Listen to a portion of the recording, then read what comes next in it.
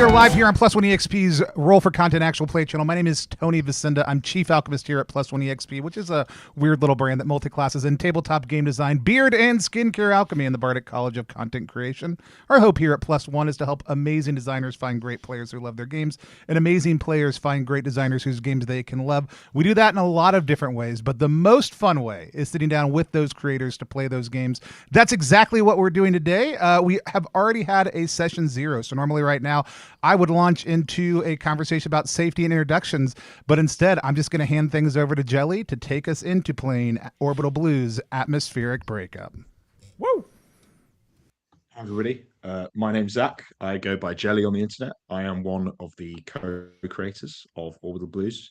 I will be our storyteller today. You can tell because I'm the only person not wearing really cool glasses. I will instead be all of the space cowboys rather than one space cowboy specifically. We are playing Orbital Blues on Plus One EXP as part of a celebration for Orbital Blues Month, which is a whole month long, the whole of April, dedicated to 6 crowdfunding projects, all of which support our sad space Western role-playing game. You can find that on BackKit now by searching Orbital Blues Month. Check out all the awesome projects and see what kind of stuff is available. There's about a week to go left on the project. We finish at like midnight on the 31st, I think. So there's a 31st of April, right, guys? It's not 30th month. I haven't forgotten my numbers with the stream, but no. The adventure we're playing today is something called Atmospheric Breakup. It is the reward you get if you back every single Orbital Blues Month project, and if you back Outlaws and Corporations, we'll ship you this cool zine, and it will be available digitally as well. But it's kind of a sort of sandbox toolkit for making a sort of dramatic end of arc adventure. I want to show it off to people. So I thought I'd get together some of my amazing actual play friends and we'd play Orbital Blues together. So everyone's got some characters. Everyone's here. Most of you guys have played Orbital Blues on stream before, but for those of you at home, if you have any questions about the rules or what is happening, we'll be trying to explain them as we're playing. But type in the chat, and our lovely producer Tony will make sure that any questions get answered or pinged to us and addressed there. But yeah, let's hear about some of these amazing space cowboys. We're going to start off with Brian. Tell us who you are and who you're playing. Hey, I'm Brian Flaherty. I'm one of the co-owners of Many Sided Media. We make podcasts like My First Dungeon, Talk the Table, Bitchton, and a whole bunch more. But today, we're playing some Orbital Blues, baby. And I am playing Columbus, a down on his luck gambler who lost it all in the river and is trying to get it back. He looks much like this in this schnazzy suit, but his is a little more threadbare because it's the last thing he's got to his name. And it was once nice, and now it is getting full of holes. That's me. Okay, Stella, tell us a bit about Range.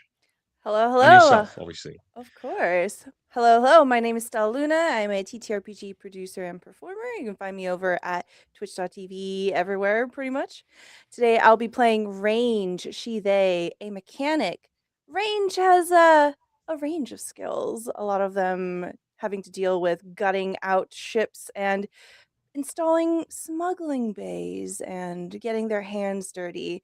A bit of a grease monkey. She is ready for action and trying to get out of some deep, deep, deep trouble along the way. Okay. Michelle, let's hear about Delmar. Well, ye and may I add haw. Hello, friends. I'm Michelle Kelly. My pronouns are she, her. I'm staff at Euphoria Actual Plays, a channel dedicated to uplifting the diversity and talent of European TTRPG actual play performers. But today, I am here to play Delmar, a lovesick spaceship stealing renegade who truly believes that if you fly fast enough, your emotions and regrets cannot catch you. Oh, cool. And then finally, we've got Drac, who's bringing us Yorkshire. Yeah, hi. I'm Drac or Draconics. You can find me on all socials at Draconics. It's DRAKONIQES. Most on Blue Sky, so just add a .itch.io to find me there. I perform and produce actual plays. I write TTRPGs. Anything TTRPG related, I am doing it or will be doing it in the near future, pretty much. And the TTRPG thing I'm doing today is playing Yorkshire, uses he, they pronouns. He is a he refers to it as a high functioning alcohol drinking person. Most others would call him an alcoholic, but he thinks that's very derogatory. He's fine with the drinks he drinks. He can stop whenever he wants. He's a martial artist with a bit of a past and a lot of whiskey on him. And that's all you really need to know about him at the moment. I think we're all ready to go. So let's get started with those intros done. Hell yeah. So,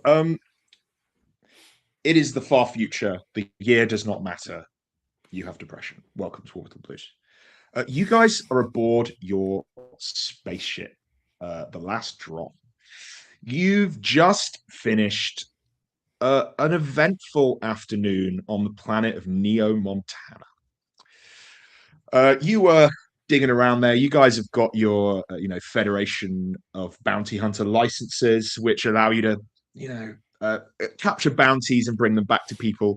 And you were chasing a delightful fella called Paulie Vanderbeek. Paulie did some insurance fraud in the CASA system, which isn't too far from here. And you chased him to a planet called Neo Montana, which is an isolationist sort of cattle ranching corner of this here Mizik system you guys are in. You managed to capture Paulie after a bit of a gunfight, but nobody is banged up more than cosmetically, I think.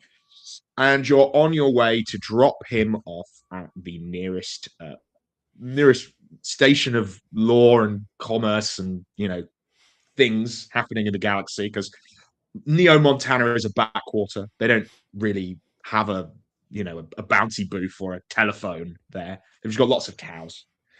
And you guys have got Paulie on your spaceship and the last drop, and you're heading towards Affinity Station, which is a sort of, essentially it's a glorified gas station on the Spinwood Freeway between the Juventus and the Cassar system. I say glorified gas station, this is Space America, so the gas stations can get quite big, and there's a bunch of people living here. You've heard there's a sheriff. You've heard there's a bounty booth. You'll be able to buy some food and spend whatever credits you're going to get in for handing in this greasy lowlife. And that's going to sort of be where we start ourselves off today. What's the vibe of the last drop? We haven't really discussed what the spaceship is like. Which one of the four of you owns it? That's the first question, I guess. Or do you think you just have it all together? Is it someone's baby? I think it was probably acquired extra legally by Delmar at some point. Yes. Yeah, that does seem like the kind of thing Delmar would do. Yeah. Delmar, listen, you stole my other ship, and I recognize you don't have it now, but you could at least give me the deed to this ship. And then, we wouldn't be square, but we'd be getting close. You see, you haven't even made inroads in making us closer to square. Oh, honey, can't you let bygones be bygones? No! It's my ship! I lost everything, including the fucking jewel of my collection.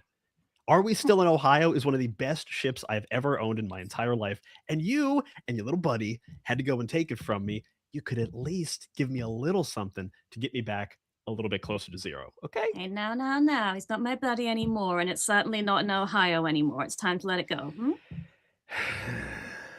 Look, you got your ship stolen the first time. You said you won't get stolen the second. I think it's better in Dalmar's care. I'd rather have a ship to get stolen than have nothing to be stolen from. This is me. This is what I got. Used to cost a couple hundred credits. Now no one's even going to take it at a thrift shop. So I'd rather have even this piece of ship. Well, you sure got opinions. Yeah, that's all I got. And it's worth diddly in this fucking universe. Well, it might be a shit ship, but it's running just fine. I'm making sure of myself. And we I appreciate appreciate it very much. So yeah, as you guys are kind of trailing close to this outpost, this space station, you know about. You're arguing, as it sounds like from the way we immediately started, you guys end up squabbling a lot. You are an Orbital Blues party, after all. It's one of the few things to do while traveling in deep space. You get a hail over the radio. It looks to be a sort of automated signal that is like trying to broadcast itself to your ship computer's audio system, which is a little bit weird. It seems like a radio signal or something like that. And you do indeed see the call log on it. It says "call killed by video." And do you press the button or just ignore it as it flies by? The call sign of the ship is killed by video? Yeah, killed by video. Yeah. Delmar, Yorkshire, how does this button work? Where's the button? You really want to own a ship you don't know how to work? Now press the correct button.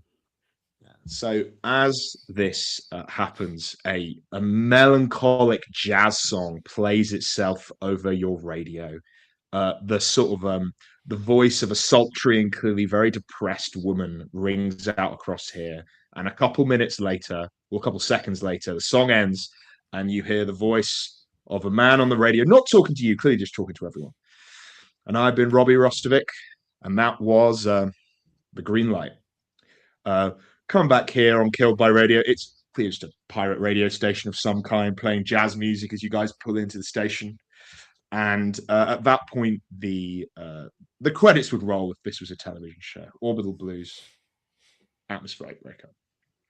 So you guys pull into the station. There is a sort of dock, a kind of a little promenade here as you ping forward the sort of standard docking codes and get a response, and they assign you a parking spot, and then you are able to get out. You've got this guy Paulie with you. You know the thing you are looking for is the bounty booth. Dufresne are one of the big names in the federated bounty hunting economy. They have all the bounty boards, and if you drop your bounty off here, you'll be able to get your money and do that. And that will probably be on the dock somewhere nice and close to where you park up. Does anybody have anything they want to do on the ship before we disembark, or are we just get down to business? Range will go about the ship and just batting down the hatches of the smuggling bays that they have already installed into it, and essentially just locking up the ship so that if anyone gets in, they don't get to our valuables. Absolutely worth doing. Yeah, you press the button and then everything clamps shut, and you have to kick a few of the panels, but eventually you manage to batten everything down and get ready. So you all head out into the sort of dock area. There's a couple of small businesses around here. There's a sort of ship parts shop called Team Pro Auto Shop that seems to be like a sort of engineering place. It looks like real. It's a sign that probably would have looked really slick 10 or so years ago and is now a little bit threadbare. There's also a fueling station run by Resolute Fueling. There's a sort of shady-looking cashier there who looks like a real fucking greaseball. And a couple of other ships. One of them that you see is a sort of larger passenger carrier. And there's a guy doing his Carnival Barker impression, tickets for the Green Light Express, tickets for the Green Light Express, everybody, come on over, explore the 7 stars, whatever. The kind of thing you've heard a million times if you walk right past.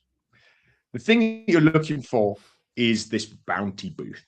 If you guys have been Sad Space Cowboys for any amount of time, you've 100% interacted with one of these before. It's a little display screen attached to a sort of phone booth made out of concrete with a bolt on the door that you sort of drop your bounty off, and they sit in there for a couple days while you wait for someone to pick them up. While they wait to be picked up. It's sort of like a tiny little prison cell. As you advance towards it, you start hearing the jingles, do Fresnay bounty boards, and then like the adverts for all the different people who are on at the run at the moment. There's one for this guy called Artillery Swass, who's wanted for armed robbery the next system over. There's another one before this woman called Rebecca the Commodore Spence for planetary eschaton, which sounds really full on. The bounty for her is like millions of credits. And then you get a little, the final, another jingle plays, and it gives you the name of Ignacio Braun, racketeering and armed robbery. This is a name that all of you know, is a figure in your lives previously, hopefully not anymore. And that name sort of rings in the minds heavily of you. Oh shit. That mother. And then fucker. Poor old oh my god, I've literally just forgotten the guy's name. Poor old Paulie's like, now guys, you can't be putting in me there, okay? It'll be days. You'll be leaving me there. I've got some credits. I'm sure I can make up more for you than this bounty is worth. Paulie, I know. Paulie, if you didn't want to sit in the box, you shouldn't have done whatever kind of frauds or scams or insurance bullshit you were doing. Okay? We caught you fair and square. But quite frankly, we need the money. And you're the money. So we're going to put you in the box and you're just going to sit there, okay? And someone's going to come pick you up and we're going to get some credits. Sound good? No? Too bad. And I just push him in the box. Okay, so with a sort of a meat resistance, this is not a particularly physically impressive specimen of a guy. He sort of tumbles in face first, bonks his head. You get a sort of comedic, and then like the door kind of closes behind him. There's a couple points in the screens. There's like a sort of like very bad keypad beneath this touchscreen thing. And it's like, hello, what is the name of this bounty? Insert record, please. And then like you... Paulie Vanderbeek. No, Paulie. These things never work when you try to talk to them. It does not have voice recognition, to be clear. This one doesn't even have voice recognition. What kind of backwater system have we found ourselves in? You just type it in. You just plug it in. Don't worry, I got this. And I'll go over and start typing in Paulie Vanderbeek. So you type it in, you manage to find the guy's name. It asks you for your like associated bounty hunter reference number or whatever, which you plug in as well. And then there's a sort of there's a couple of chairs, a couple of springs, and then there's like a beat, like a really unhappy beat, and a dial tone starts playing on the by the machine, and then you get call center music. The hell isn't? Are we just meant to plug it in, then we get our credits? Or... Oh no, this one's got issues. There's something else that's going on. I'm just like slapping the side of it, just trying. I understand that there's a call, but I'm still hitting it. Yeah. So about 20 seconds later, you hear the voice of a woman over the screen, over the monitor, who's like, "Hey there, darling. How you doing?" Oh, hi. What is the issue? We have just submitted a standard bounty. Let me just take a look at this one. Petunia, by the way, you've reached the Dufresne Classified Central on in Wolf 359. Just give me 1 second. I'll work out what's happening here. Whereabouts are you guys at in the galaxy? I could see a Mizik system. Mm-hmm. Oh yeah, this is not a machine we see very often. Let me take a look. It might be there just ain't enough credits in the damn thing. Let me I'll be able to sort that out for you. Just taking a look. Paul Vanderbeek, insurance fraud, 4 credit means we don't like leaving too much cash in them because sometimes no one from the company comes by more than every couple months, and it's we'll sort you out. Sheriff will the sheriff here. I'm sure he's a reasonable man. There is a sheriff on the system, right? The station. Is Yeah, there? that there is. There should be, at least for one this size. Range. Delmar yeah. pulls out her gun and fires it a couple times in the air, and is like, "That should Oh. get him to come running." Okay. Yeah. Oh, That's goodness. effective. Okay. Jesus, Sis- stop it! Stop it! No, that's fine. Sorry. And the other thing, let me just take a look. So if you're in Mizzix, that's on the freeway. I've got someone in Venice. Let me just take a look. There's a just before you put it in, I'm going to put an extra credit on this bounty for you, just because of the inconvenience, on the understanding that can you swing by an 812 or something and grab him some snacks? Because I think he could be here 4 or 5 days, maybe a week, and it doesn't look like the booth has that much food in it right now. Just but I'll sort that out for you. An extra credit, that'll be no problem. And because of the chef, just a mild inconvenience for us all. But yeah, I'll get your promissory note coming out right now, and we should all be good from there. Any other questions? Anything else I can help you folks with? Yeah, I have a question, and I kind of push Range out of the side and rest against this speaker. What happens if the sheriff doesn't pay us? This whole promissory thing. Well, the sheriff will pay you. He's all good for that. Don't worry. I'm sure. Whoever it is, he, she, they, whatever. We have a long-standing contract with them. We make it very easy for them to remediate such things. This bounty booth is just a way of making sure there's additional space beyond whatever the local law enforcement might have in the area. But he'll make you haul, I'm certain of. And if not, then you submit it. Come back here, submit a ticket. I'll make sure that maybe there's an electronic transfer of some kind we can do. But like it's just a little bit of a back. We don't like leaving too much money in these things. They get shoplifted sometimes. We've had reports of local youths and stuff turning over machines, pushing them over. Just nothing we need to worry about. Just some structural. It's fine. Don't worry. Yeah. You'll get paid. I promise. Okay, Ma'am, that's what I need. Okay, ma'am, so. I My saw- name's Petunia. If you need anything else, just ring this. Press the button here on the side, and you'll be able to get to probably not me, but someone else from Dufresne. All right. Petunia, real quick. I noticed you've got a couple of other names on your bounty board here. You got, Rebecca the Commodore, but also I noticed this name Ignacio Braun.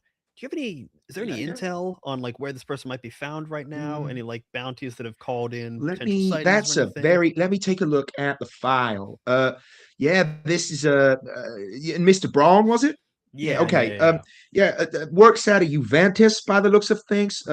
Not too far next system over. I imagine that's where you'd be looking to find him. But supposedly there's a ship that he's been using, peddling around recently. Let me just check the name on the logs because that's one of the ones we're looking for. Is it a beautiful, sleek, red and silver ship? Some would call it like I don't know, the Buckeye of the Stars. I don't know about that. I can't actually see a color, but I can see it. The log is the Last Duke of Brooklyn is the name on it. But let me have a look. It's definitely red, and I can't speak to its sleekness, but it's possible. It's sleek. It's sleek as hell. If you think he didn't do a new paint job on that thing day 2, then you've got another thing coming, sweetheart. Why would you destroy a perfect? That was the scarlet and gray, gorgeous colors, gorgeous combination, powerful, strong, but also smooth. Gauche. No. Yeah, and looking at the reference here, he seems to be a member of the Bottom Rung gang, and any other members of the gang. There is a standing bounty out on any of them, not for as much as Mr. Brown, of course, but a considerable fee, especially if a couple are collected at once. So if you come across any members of that gang, make sure you bring them here to this here bounty booth. Or if you get more than one, then maybe come by a bigger place because we cannot fit all of them in this here box. You want to give us some locations that actually have some credits in them, sweetheart? Or yeah, well, if you nearest one from here would be back in the Juventus system. That would be certainly a full one. If you wanted to take him over there now, I'm sure we could register him much quickly. There is a full, Dufresne Associated Federation of Bounty Hunter facility there, which is where likely we'll be taking Mr. Vanderbeek in a couple weeks or days. I don't know exactly how it is. I've booked in the ticket request, but you know, it's a bit of a. But yeah, Juventus be the closest one to you, darling. As Is that Petunia, all right? as Petunia is saying, like there's a additional fee or there's like additional bounty for anyone in the bottom run gang. Columbus just kind of steps back a little bit, looks at Range, Delmar, and Yorkshire, and just has a brief bit of mental calculus of, could I push them fast enough into this booth and close the door? Very quickly realizes he couldn't, and then moves back to rejoin the group. Yeah. Any other questions, folks? I think there's some other calls on the line I should be trying to get to, but I'm happy to help if you have any further queries. That's everything from me. Yeah.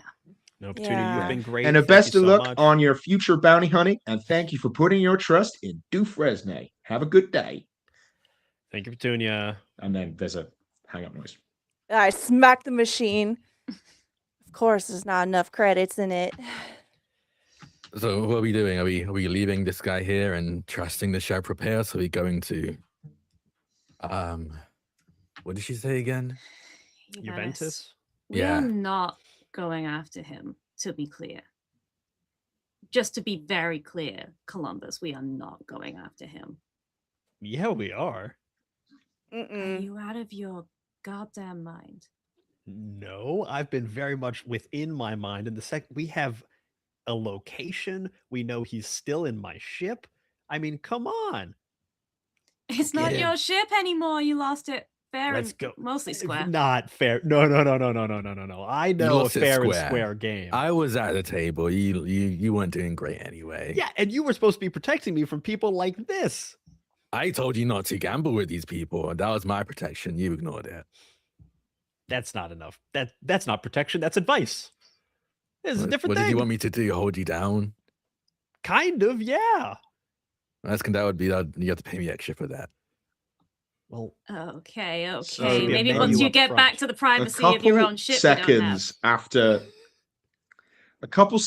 this is happening, you hear a shout in the room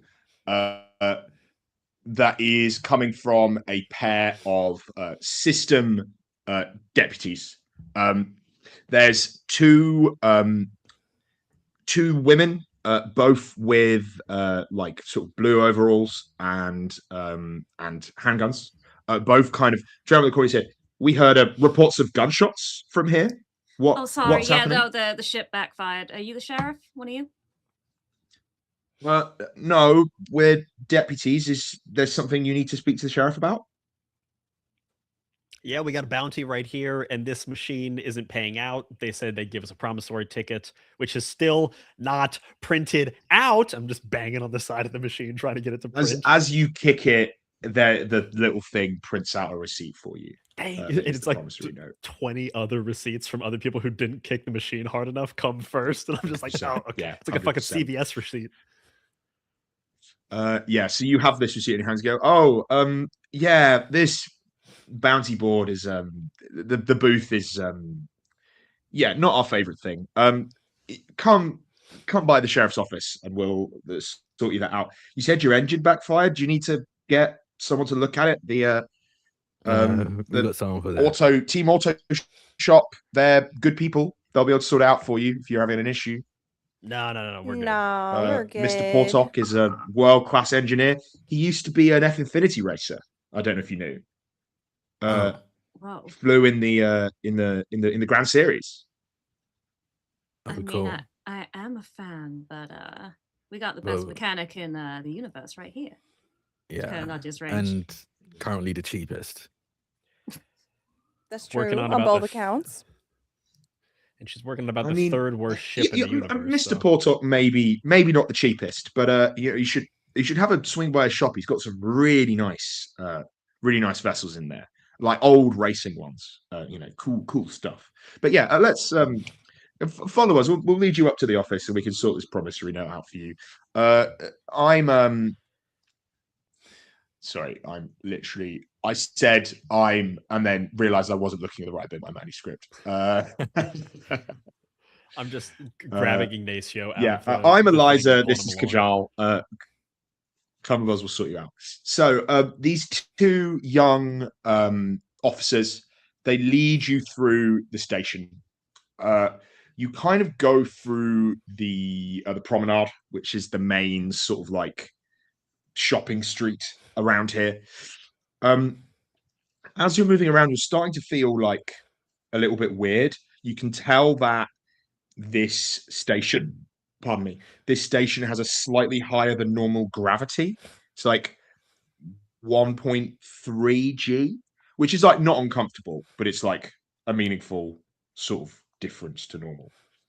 And you're sort of led through this area. Everything is kind of quite brightly lit within this area. There's a convenience store, the 812. You passed the racing, the kind of racing mechanic shop, the Team Auto Pro, as well as the Resolute fuel station. There's also a couple of other shops. There is a Hawk Suppliers, which is a sort of retailer of kind of spacer supplies, basically, like anything you need for a ship, like engineering parts, kind of spacesuits, whatever else you need to keep a ship running. There's also a Caldair outlet, which is a sort of fashionable spacesuit manufacturer, maybe a little bit weirdly high end for somewhere this backwater, but it's clear there's enough demand to keep this place going. There's also a funky little diner, a Jackson's, which is like a sort of cheery, kind of exceptionally cheap chain of diners, very sort of like bright red and glossy. And finally, a bar of some kind called the Yesterday's Milo.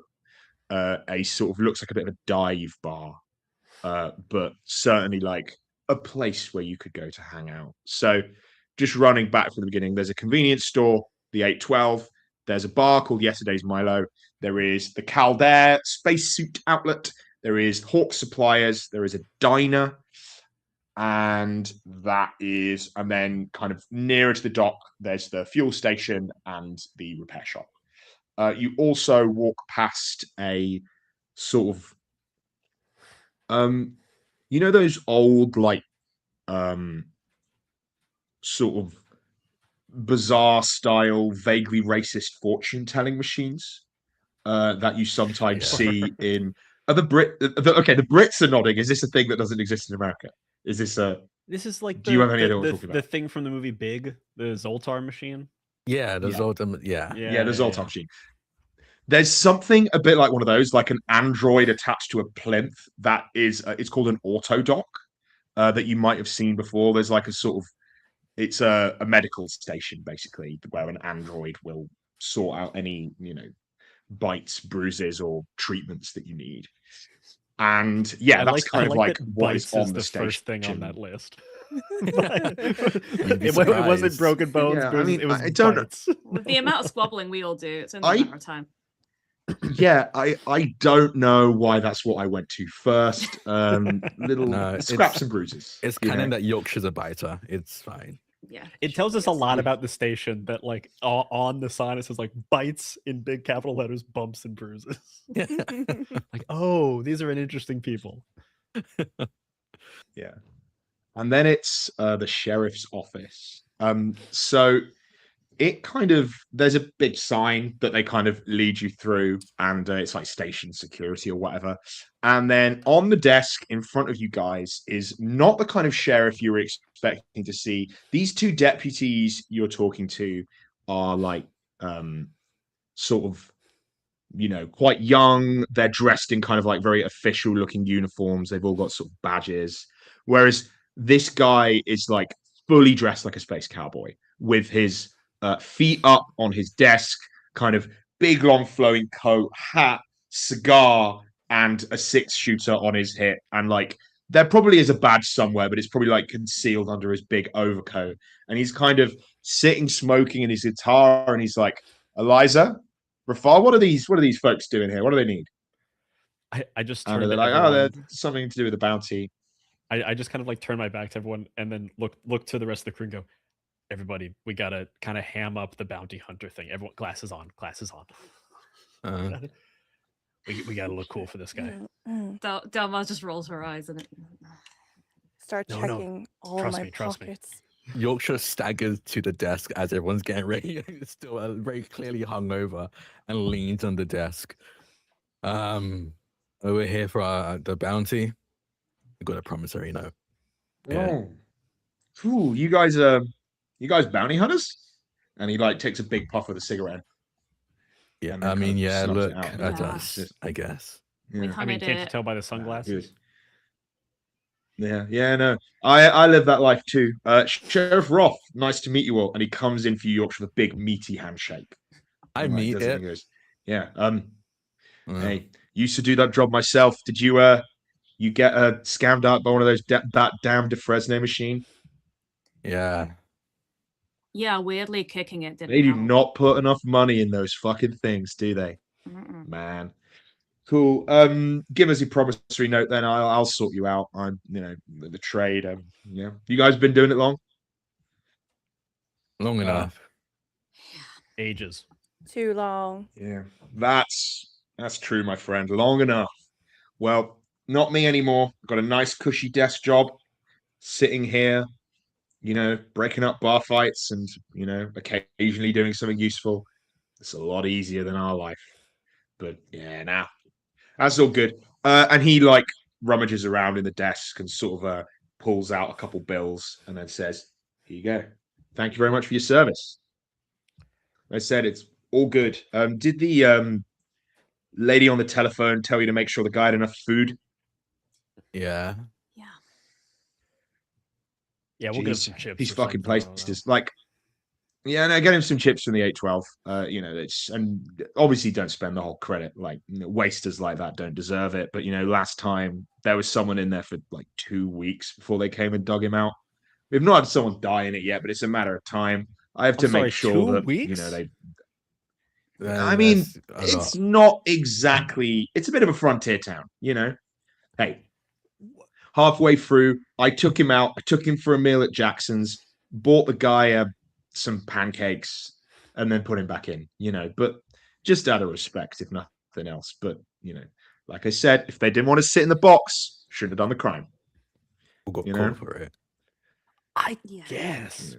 But listen, I was on your side until you said 2 weeks, and now I'm kind of having to reevaluate what I was saying before. That's too long. We were gonna give him like 2 packets of crisps and a Coke. Hey, buddy, we don't not our circus. Can we just get out of here? Yeah. Hey, Like I said, Sheriff, I'd put him in my booth until they swing by, but I've already got someone in there, so and I would not want to put your guy in with whoever the fuck I have in there. who do you I got in there? lean over to try to get a glimpse of this guy. Is there anyone that we might recognize? The person in the cells? Yes.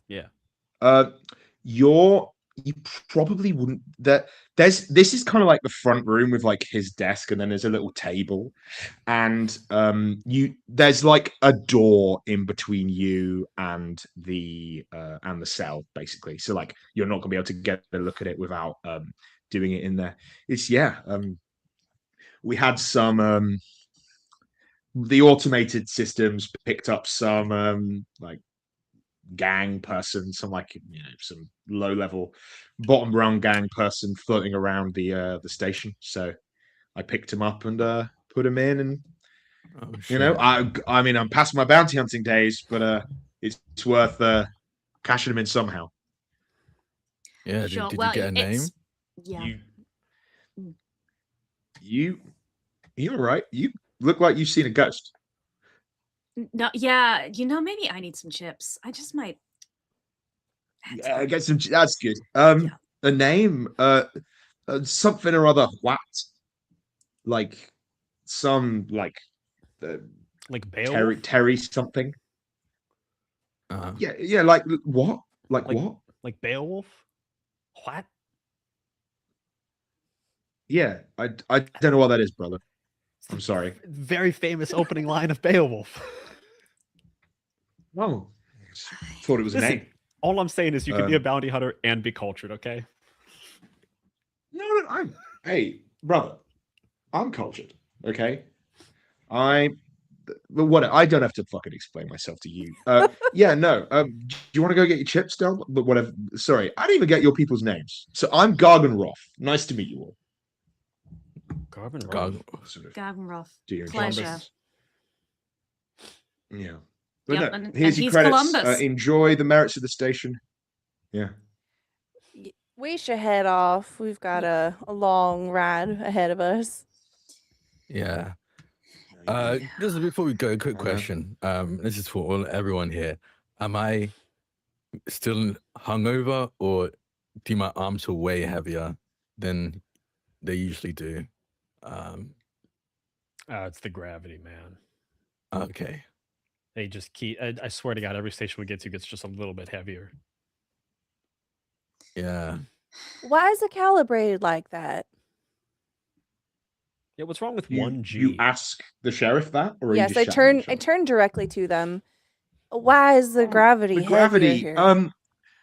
We've got a sort of prototype power system thing. Ria Vada run the station. They pay the bills around here. It's a sort of without going into too much detail, it makes a lot of power, it makes a lot of gravity, and it means that a little bit easier here, but it's better than being 0 or low G. You know, you get used to it over time. It's a bit of unwelcoming for travelers, but it makes sense to me. As a mechanic and a grease monkey, is there anything that I can kind of Yeah. read between the lines here of like, or at least my understanding of how gravity works on stations? Yeah, Is totally. there something that he's not telling us, or is there like Uh, a reasonable reason for this? yeah. So, with this, yeah. So you would notice not only is it heavy here, it is also um like a couple of degrees, like 5-10 degrees Fahrenheit, hotter than you would want it to be in a room temperature space station, right? It is hot, it is heavy. Not like unpleasantly hot, but you feel like someone should really turn the AC on. And most space stations are really fucking cold, right? Because the vacuum of space is right next to you, right? So the fact that this place is hot and heavy is like weird. And yeah, it's probably like the thing he's telling you, like prototype power system or whatever, might explain that. You can ask him more questions if you want. Yeah, I pull out a notepad and I start asking a bunch of very technical questions. The temperature differential is a bit unusual for a space station. Can you tell me more about this prototype? Where's it Okay. from? We're gonna be here for a while. I'm gonna It's, get some floor time. it's- It'll just kind of go on in the background. Yeah. Yorkshire lies So on the he's ground. he's a kind of a little bit cagey about the details, but it's like it's a sort of science experiment done by the company that owns the station called Ria Vada. They make spaceships and they make space stations, but mostly they are like a sort of applied R&D firm. Um, he doesn't really want to explain how it works exactly, but he mentions at one point the word singularity, which is odd and weird. But he's like, yeah, it's totally safe. It just runs a little bit hot and means that we have more power than we need, which is amazing because it keeps everything cheap. You don't have to worry about the radiation or anything like that. It's nothing harmful. It's just, slightly, it's just hot and heavy. It's fine. Love being reassured and unprompted that he's there's like, nothing to worry about. Yeah.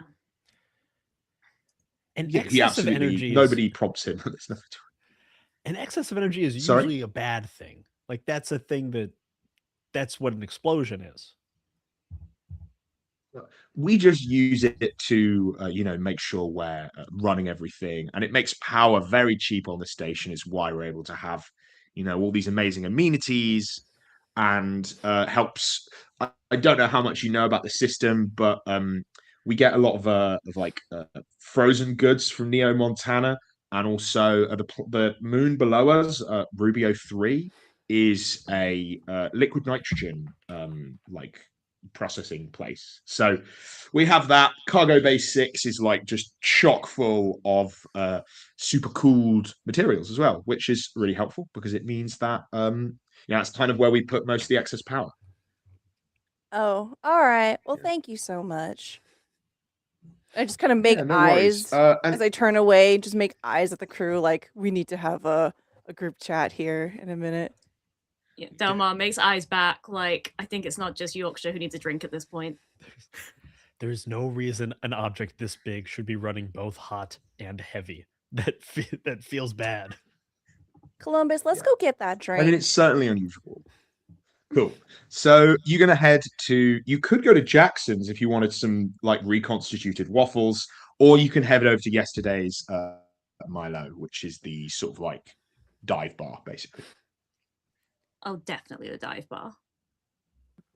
I need some alcohol in me. So, absolutely a good time in the morning to visit a dive bar. Just a quick check-in. We've been playing Orbital Blues and chatting for a little while. We haven't really like talked about blues that much. The idea is that like you've been answering questions and maybe doing some role playing in line with those troubles. Just while we're like in between scenes, does anybody feel like they've hit any notes from their troubles, either answering questions from their backstory or playing in line with those like XP prompts that we have feel like they might have earned a blues or two? Like, absolutely. Yeah. The second we saw Yeah. Ignatio's face, Delmar was in a bad mood. And especially given that Columbus wants to go after him. Yeah, that moment of like, no, there is absolutely no chance we're chasing that guy down. Definitely feels like you could have answered a few of those lovesick questions. I mean, like, something reminds you of them and it stings a bit, right? That seems like just a straight easy win. What about Stella? You've heard two mentions of the bottom rung gang there. Like, your character range is in too deep. Like, yes. How are you doing with that position? You know? Range is feeling so anxious right now, is just dying with curiosity of who is in that cell, but is afraid to ask too many questions because we could very much pop the second question of Into Deep, which lawman remembers my face because I used to be part of the gang. But I feel like that might not be appropriate here since it's a bit small. It's just 3 people working the law department here. It's very unlikely they know who I am. Yeah, probably more than 3. A station of this size, you'd expect there to be like 8 to 10. There's a couple 100 people living on the station, like, and more moving in and out. So like that won't be the whole department, but it'll be a meaningful percentage of them. Yeah.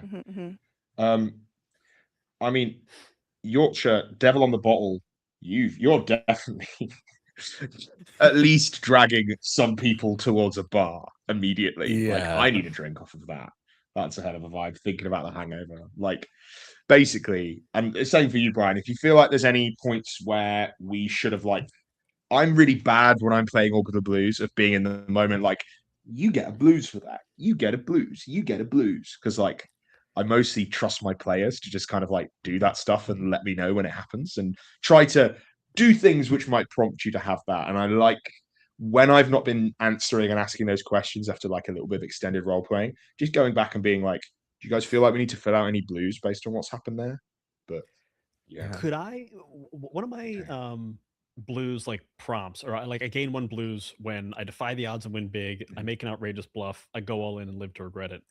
Could I, as you guys are kind of walking to the bar, can I just double back and be like, ooh, sorry, I left a thing, and go back into the sheriff's office and pull out my wallet and like flip it down, flip it up, and go, hey, listen, I may have said I was bounty hunter before, but actually I'm doing some undercover investigation, and I try to like flash a badge as if I had one and then pull it back that you definitely don't have. That I definitely don't have. It's just like cash and then nothing. Not even cash. It's just like random, rewards cards. It's lint and 5 of the 9 coffees you need for a free coffee, right? Exactly. Yeah. But I try to like flash like a fake badge and go, can I actually talk to that quiet person? I think they're going to be able to help me with some Yeah, investigations. go ahead and make me a savvy roll just to see if this guy is going to buy it. So, Orbital Blues mechanics. We're about to do a stat check. You're going to roll 2 dice. You're going to add whatever your stat is, which is 2 for Columbus. Yeah. And then you're looking for 8. So this shouldn't be too hard. I am trying to think if this is an outrage. I think for you to get the points for it to be an outrageous bluff, I feel like that has to be against the odds. That's not just like you're doing a normal bluff and getting an XP for it. I feel like I'm going to either let you have the straight roll or let you have the blues. I'll roll against the odds. I'll go for the blues. Go for it. No. I rolled a 1, a 1, and a 2. Oh god. Undercover? What do you don't? Hey, Gotta- brother, just I don't gotta need you talk to be this. undercover to speak to a prisoner. Like, you're an associated bounty hunter member. Like, if you're looking for bounties on the other members of the bottom rung gang, then you don't need to, sling some bullshit about doing undercover gang work. Just show me a badge and I'll let you in. Like, whatever, man. Like, Totally. Eliza, take this guy through the back to see what. I didn't realize you were on the level. You do get the feel that any respect this guy had for you before you tried that move has completely gone. Like, he's going to let you have what you want, but he thinks you're a fucking loser, right? Like, and that is, so you've lost status with this guy. That is unless, I don't know what you rolled, obviously. You can spend some heart to start re-rolling dice. Oh, I could spend hard to re-roll dice. Oh man, I haven't played this game in a while. Yeah. And at that point, that would be like you double down, commit even further to the bluff, and try to well, actually, I'm doing this, that, and this, so I am undercover. And but obviously, if that fails, he's really going to think you're a fucking chancer. Oh wait, okay. So my gambit is the gambler, which is when I use exertion to re-roll a die while gambling or bluffing. I may roll up to 2 dice per heart spent instead of 1. Perfect. So 1 heart gets you 2 rerolls. Remember, there will still be 3 dice on the table, one of which is the one you dropped because it was too high. But you can reroll 2 of those dice for a thing. Cool. Okay. Oh, okay, cool. Okay, so great. So I'm re-rolling the 2 ones for I'm spending 1 heart. Re-rolling the 2 ones no. and trying to get something better. No. Everything's fine. I got it. I got it. Okay. 4, 4, and a 2. So 6 plus 2 is 8. Perfect. So you're in. You've made it. So what's the move that you do at this point after he's like, whatever? It gives you, because I do want to establish that thing where he thought you were a chancer and told you to do it anyway and said you didn't need it did happen, right? But you have this moment where through your blase, good for nothing schmuck maneuvers that your character seems to be in the method of deploying, you've managed to win back his respect. How have you done it?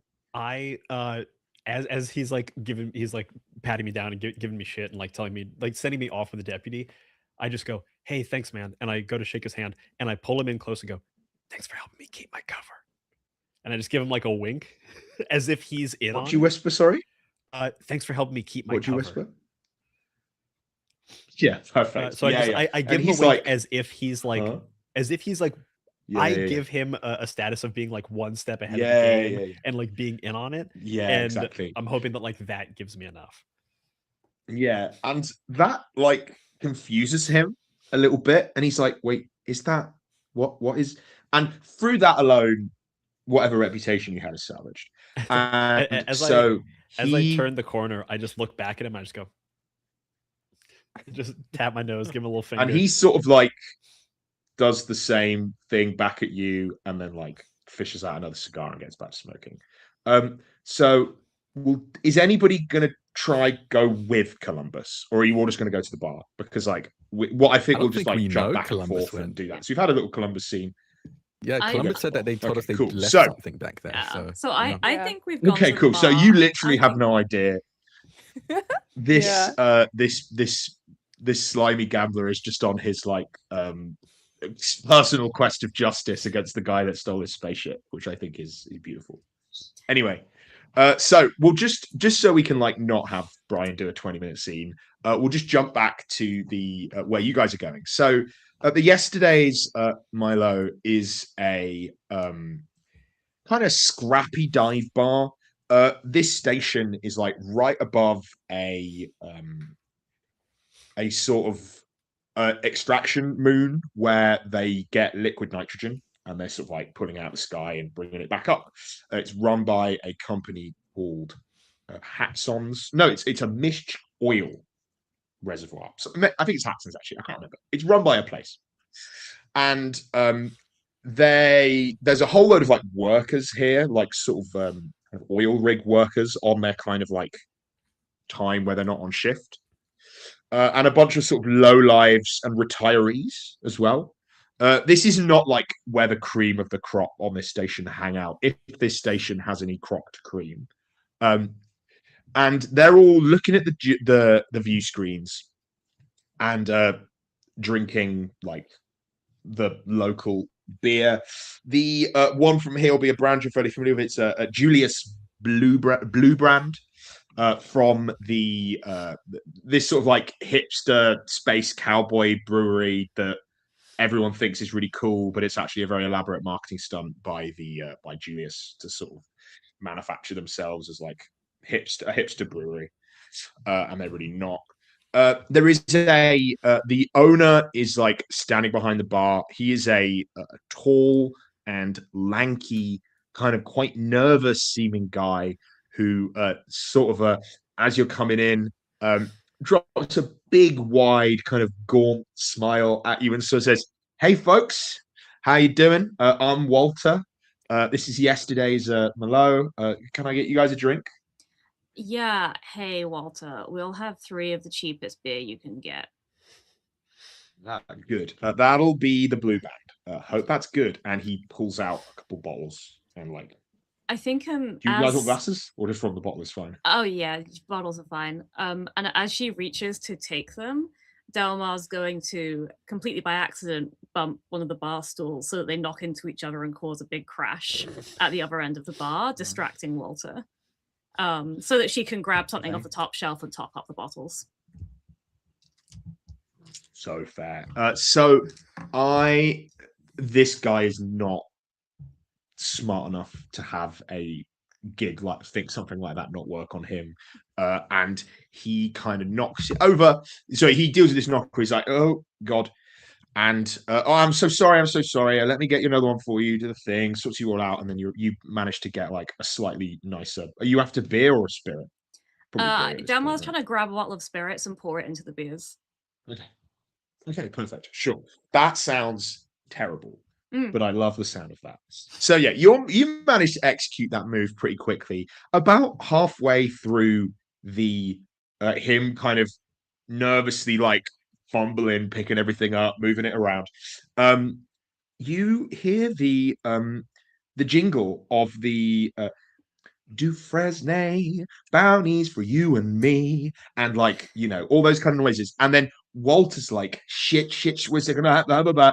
And he like jumps behind the bar, grabs the remote, and like immediately changes the channel. Like, something like that, folks.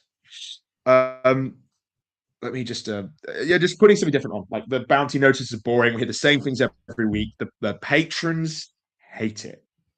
But yeah, no, that'll be. And then he like asks you for like $2 for the drinks or whatever.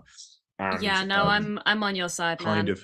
I'm sick of seeing those same faces. Yeah. I mean the jingles. It's a nightmare, And it's the same things. Like it's never anything new or exciting. They're after that, lady with her planetary eschaton, whatever the fuck that is. What even is that? And that bottom rung guy. And it's been the same things for years. And like, and any of the small fry that aren't really worth paying attention to. So I wouldn't bother. I wouldn't think about it. Anyway, yeah, no, do you guys want some like snacks or anything? Like we got crisps or some peanuts. I think we said all the way from crisps, Castador. Right? Sorry? Some crisps for the guy in the box. Oh, yeah, we got a guy in a box. Huh? You got like pretzels. I can, yeah, pretzels. I got, hey, sister, I got pretzels for days. Don't worry about that. And he pulls out like some pretzels and then passes them to you. And he's like, yeah, and and then for the guy in the bounty box. Yeah. Oh, that's real bad news. Sometimes it's weeks. What are you guys bounty hunters? Sure. Yeah. Oh, good. Oh, great news. Let me. Well, you guys do such a great service for our community and the galaxy at large. Let me grab you something better than those. And then he reaches up and grabs a different bottle, not from the top shelf, but from the shelf, and like puts it down in front. He says, "For your service, thank you." You are so welcome, enjoy. Wanda. She's gonna just take all the bottles, the various bottles they've acquired, over to a little table. I'm not gonna say no to free alcohol. Yeah. I think she's gonna like clap Yorkshire on the shoulder and say, "Hey, that was real thoughtful of you to remember about the box guy." Oh yeah. Starving isn't great, Yeah, no, you're a thoughtful guy. And given the other brains of the operation, you reckon you can convince Columbus that chasing after Ignacio is not the move here? Yeah, I'll see what I can do. Columbus is a very squishy man, so I think assuring him that he's squishy, and he seems to have forgotten that Ignacio is not squishy. Yeah, I'll do what I can to convince him. Thanks. Listen, I don't want to go so far as to say that I like any of you motherfuckers, but I don't want us all dead either. Yeah. Dead isn't great. Can I have that bottle? Yeah, you can have mine. I don't even want it. I Thank don't know what I poured in here, but it tastes real bad. Yeah, it really does. Alcohol is alcohol. Mixing any spirit with Julius Blue Band is not going to get you very far in terms of an interesting drink whatsoever. So, yeah. Okay. So you guys settle down at the table, at one of the tables. You're next to like a couple of like real grey-maned, long-tooth outlaw-looking guys. Like if you took Gargan Roth you just met and added like 20 years and less teeth, and no, I could have done that better. If you added 20 years and took away some teeth, and you're kind of now just sitting there, and they sort of leaned over and said, what was that over there? Why did this kind of old guy, cowboy hat on his sides, like, why did old Swass over there give you a bottle? He said we were just the most charismatic people he's met in years. Also, we're bounty hunters. That's probably true. Not many of us around here, but no, yeah, that makes sense. God, poor guy. Seems really nervous at the moment. I don't know what's up with him. Is he not always like that? Like, there's four outlaws here. The one you're talking to is sort of like an older black dude, and then there is a woman sitting next to him, and then there's like what appears to be a couple, and they all sort of like they kind of like there's a bit of a mum was moaning like like maybe last like 3 or 4 days he's been a little bit off. Like it's hard to tell. Could be stuff going on. Got real skittish, but could be anything. Could be anything. Are y'all locals? Are you from around here? Oh yeah. Well, they're not locals. I'm Murdoch. Murdoch Jones. This is Three Fingers on my lower, and that's Jenny and Jeremiah, the Youngs. We we used to be we used to be outlaws. Doing that kind of thing, spaceship, all that. It's a good time. But now we've kind of settled down here. Rent's cheap. Everything's cheap, really. And good old Walter Swass. He's a good guy. He's a good egg. All right. Well, if you've been here for a while, why is there such a fancy suit shop here? It just seems so out of place. Oh, yeah, it is. Yeah, the spacesuit. The old android who runs it she's a lovely lass, as much as a clanker can be. But you know, they so the guys. Without going like too much into it, there's the planet below has like lots of like nitrogen extraction on it, and then there's Parson Reach in the same system, which is a hydrocarbon planet, and they need tons of spacesuits for all of those. So really, it's just a sort of bulk place for the spacesuits from Calbert to make their ways into the Hatsons and the Minx Oil hands. Like any sort of orbital comfort wear stuff they're not really making any direct consumer sales. It's all kind of businessy stuff. I think that's why it's there. But it's a bit odd. But the IV24, she's a good lass. She comes down here sometimes on her days off. Yeah. Are you whereabouts are you folks from? You're not locals, are you? No, we're I guess from all over the place. Yeah. Yeah. Well, we were once too, but now we're here. Anyway, enjoy this. You think you stayed here because it's so heavy you couldn't leave again, or? Yeah, what's that about? Murdoch kind of, when you say that, he like sinks back into his chair. And he's like, yeah, you put it like that, maybe. I don't know. It's drags you in, can trap you in a place like this. But usually what's trapping in a person in a place isn't gravity or money. It's memory, isn't it? It's thinking about things that used to be and aren't anymore, and kind of this just seemed like a place. And my friends are here, and that's what's important about it. And all the kind of old cowboys do little cheers and chink their glasses and drink to that, I guess. That's real cute. Yeah. She leans towards Range and is like, if you ever hear me talking like that, you take me out back and shoot me, sweetheart, okay? Range just kind of leans in and says, I was just thinking how lovely it would be if this was us in like 20, 30 years. You two are not on the same page at all. And I'm darning up just straight from the bottle. Okay, so we're about an hour and 15 minutes into our 2.5-hour stream.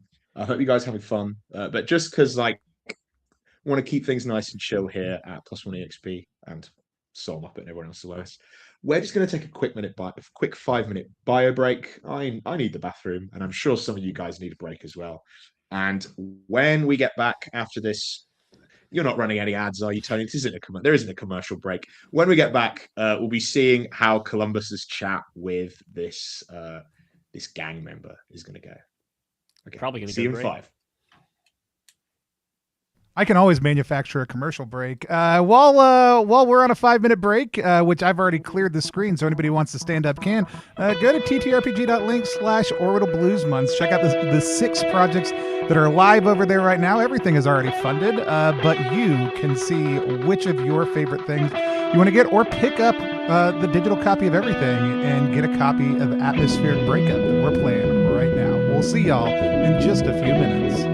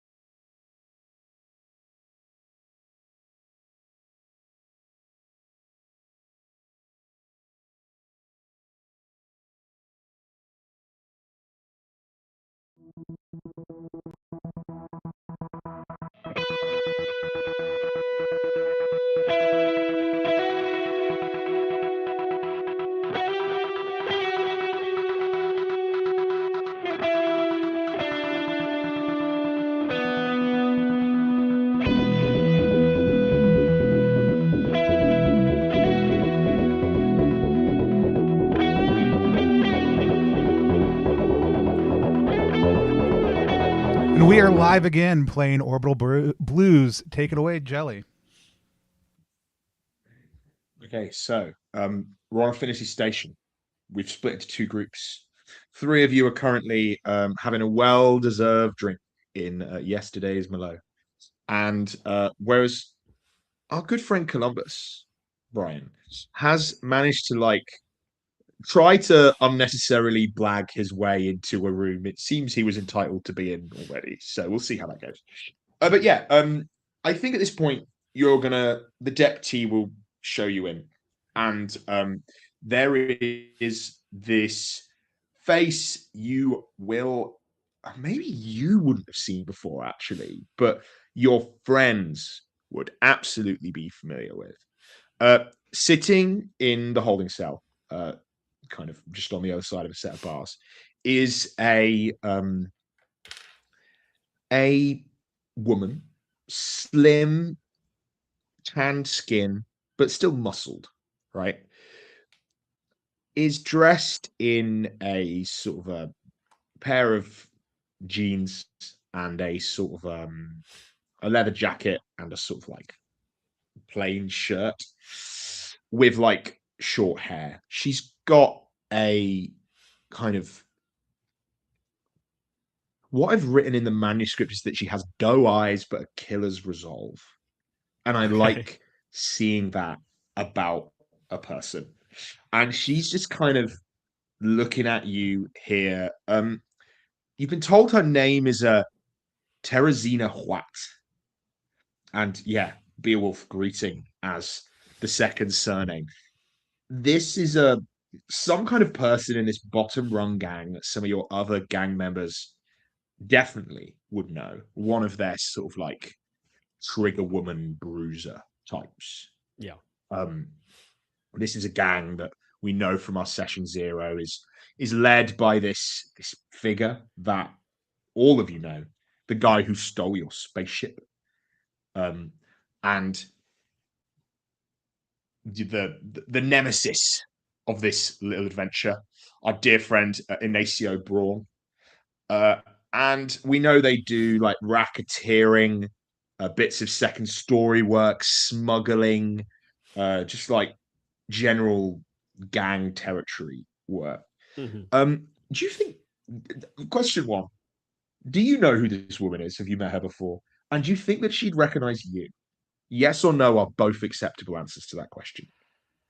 I think I don't think I know her personally, but I think I've seen her around in various clubs, and I think it's kind of the same. We both recognize each other, recognize where we know each other from, but it's we've only seen each other in reference to what side of the table we're on. Me on the side who's getting taken, she on the side who is taking. He sort of looks up and says, "Do I know you, mister?" I just kind of I sit down kind of on the far end of the cell across from her, and I reach in my pocket and pull out a poker chip. And it's a 2 million credit chip from the now rolled up bottom rung gang casino, and I just flick it to her. You you and your Been friends some time since I've seen one of these. Where'd you get this from? got it from right where you'd expect, winning it. And then getting taken for everything else I got, going to cash this in, having a bunch of people tell me, "Oh no, no, no, no. We're rolled up. We're closed up. Your chips ain't good here no more." So I got to say, I'm pretty happy to be finding you. What can I say? Running a casino is expensive. You got to pay lots of people, and sometimes you win big, and sometimes you lose big. And we had to close it down. It wasn't working out for us. But yeah, I'm sorry about your credits. I think I remember now. You're that Ohio guy, aren't you? You're the guy with the ship. Yeah. Well, you were the guy with the ship, right? Mm-hmm. What was it? So do you want to keep fucking around some and giving me stupid some fucking shit? old Earth name, wasn't it? You want to keep fucking around and giving me shit, or do you want to just tell me where he is? Where he is. Ignacio. Long way from here, brother. Long way from here. But you know, I'm hearing he's that's- on Juventus, so maybe either you're lying to me or you don't know jack shit and I should be talking to someone else. I mean, he's in Juventus. That's where we work. That's where you worked for a time. You know, but there's what, 100 billion people in the Juventus system?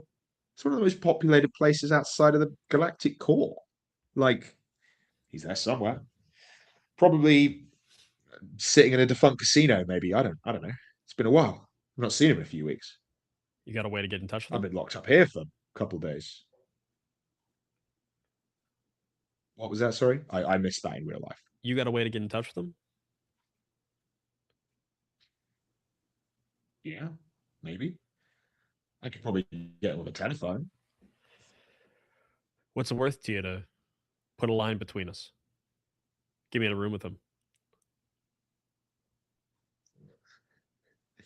I mean,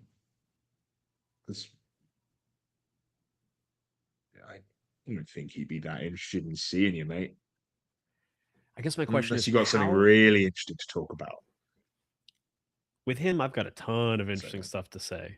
I'm very excited to talk to him. But the question you need to be worrying about is not what I'm going to say to him, not what conversation we're going to be having, but rather what I can do for you right now. So, are you someone who could be persuasive enough to get me in a room with Ignacio if I get you out of here?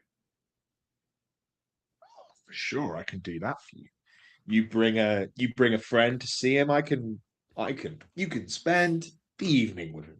I'm sure, at least until he loses patience with you. You know, but no, I can make that happen. You get me out of here, no problem. All right. And I'm just going to reach over, put my arm around her and just start leading her out.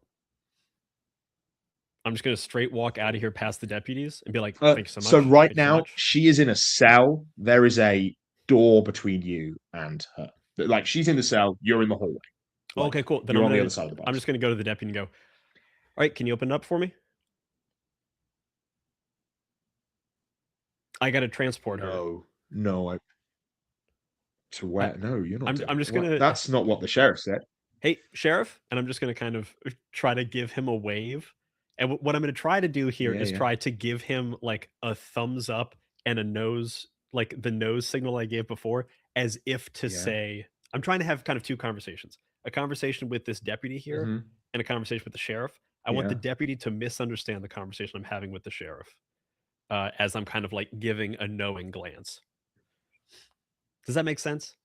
Okay. Does it make sense? I understand what you're trying to do.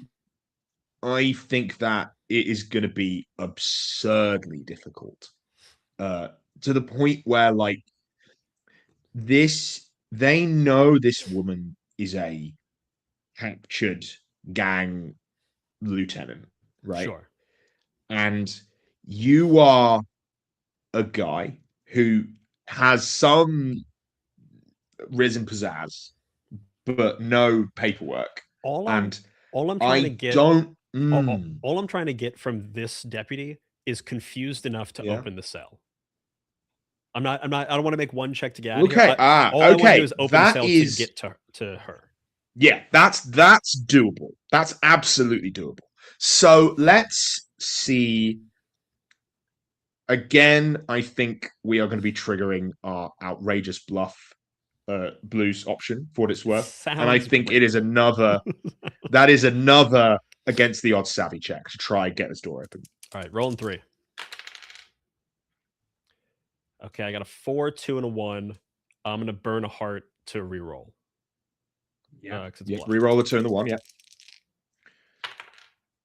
5, 3 plus 2 is a 10.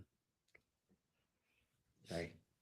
Down to 7. So the first thing that happens is that you do this maneuver. The sheriff looks at you, like, makes a kind of hand gesture back at you in confusion. Still not really understanding what's going on, but understanding that again, risen pizzazz. The sheriff says, the deputy says, yeah, fine, okay, fine. Pulls out the keys and opens the door. And then, like, there is a moment where the key is opened. The door is opened. And as that happens, you have never seen a human woman move this fast. As the door goes from click, she moves, and his like shoulder blade inside this deputy. Like dash, bum rush, cut. I've got one of my weapons is a stun gun. Can I go to stun this woman? No, you're not. Not right now. I think we're moving over to this other conversation. As shit is completely about to break out in that room. I feel like the movement is so fast that as the camera of this imaginary Orbital Blues television show moves to see her move there, it keeps going. There is like a spinny fade, and then we're back in a bar drinking. Slow. So yeah, you guys are in yesterday's. What is it that you're doing right now? I imagine that the three of us are in like an intimate corner, occupying a small table. Yeah. And I'm just kind of leaning in, Little lowering table, my yeah. voice so that no one else can hear, just the two of them. Look, I think that we need to investigate what's going on with this prototype. It's strange. I just can't let this go. The gravity, the heat. They're hiding something here. Or something's different. I don't know, it's all just space bullshit to me, but listen, I promise. I'm not just saying this because I want to meet an F Infinity Star, but maybe that mechanic fella might know something? You're onto something there. A local mechanic. Hey, maybe we can get some information. I'm along for the ride. Prods Yorkshire. Still awake, buddy? I think Yorkshire like face down and just on the table and scrambles. Yeah, I'm up. Yeah, I'll follow along. Where's as I fall asleep on the table. I'm just kind of waiting for you to finish. Delmar's gonna kind of head over to the bar and and see Walter there and just be like, hey buddy, my friend there, he's really struggling. Do you have anything that could pep him up? Like an upper rather than a downer, you know what I mean? Caffeinated? I mean, I can make him a coffee, sure, that's no problem. You need anything like than that. If you go by Resolute Fueling, there's a guy called Cody. He can sort you out. But if you just need a coffee, I can get a coffee, no problem. I mean, we can start with a coffee, but that's. Or we go to Jackson's. It's warm there. They're lovely people at Jackson's. But this is, you know, this coffee will have one day been a plan rather than what they'll serve you. So yeah. Delmar will bring the horrendous coffee over to Yorkshire and just be like, "Bottoms up, pal." Is there whiskey in it? Sure, if that's what you need to tell yourself. Yeah. Oh, down the coffee. Oh, that's bad. That's disgusting. To be fair, this is coffee which would have actually been made with very old, very stale coffee beans. Whereas if you went to Jackson's, it is cheap because they like 3D print and nutrient combine everything. So like you'll be eating like stringy filament waffles or whatever, like, and bacon that's made out of arty soy or something. So this is better coffee than what that coffee would be, which is like something that understands what coffee might have been, but this is better at least. It's warm, which the Jackson's coffee would be as well. Anyway, you get Yorkshire up, and then you head back out to the Team Pro Auto Shop to chat with Greg Portok. So yeah, there is a sort of the Team Pro Auto Shop has a picture of a kind of swooping, zooming spaceship on it, alongside the sort of things. You can tell it's a Silverado. It's a Silverado Rattlesnake, which is a sort of classic racing ship model. Silverado make kind of like they're sort of like the Ferrari of Orbital Blues. They're kind of like they'll be a normal company, and also they'll have a racing team.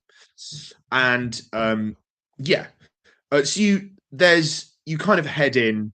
This place is fucking weird. Um, there is a the inventory they have here is not appropriate for the type of people that are actually going to need things. Like if you wanted like a windscreen repaired or a tire replacing or your carburetor wasn't working or something, they would do that. But it's more likely that they'd want to like paint your ship bright red and then put a jump booster on it that makes it do F infinity, you know. So it's kind of a lot of like high-end racing parts. And there's also a kind of you can see here a trio of like sort of hanging above everything, a trio of gorgeous custom starfighters. Like not full racing ships, but like very fancy upmarket looking things. It's like you walk into the gas station highway, and instead of there being like, you know, an old Buick there, which they're doing repairs on, like it sounds like this guy wants to be like servicing Maseratis and Porsches, you know, and there's a Bugatti Veyron hanging on the ceiling in front of you that you can see the underparts of. That's still a good. I mean, that's still a good car. I was like, it's been a while since I've watched Top Gear. I'll say that's anyway. And there's two staff members here.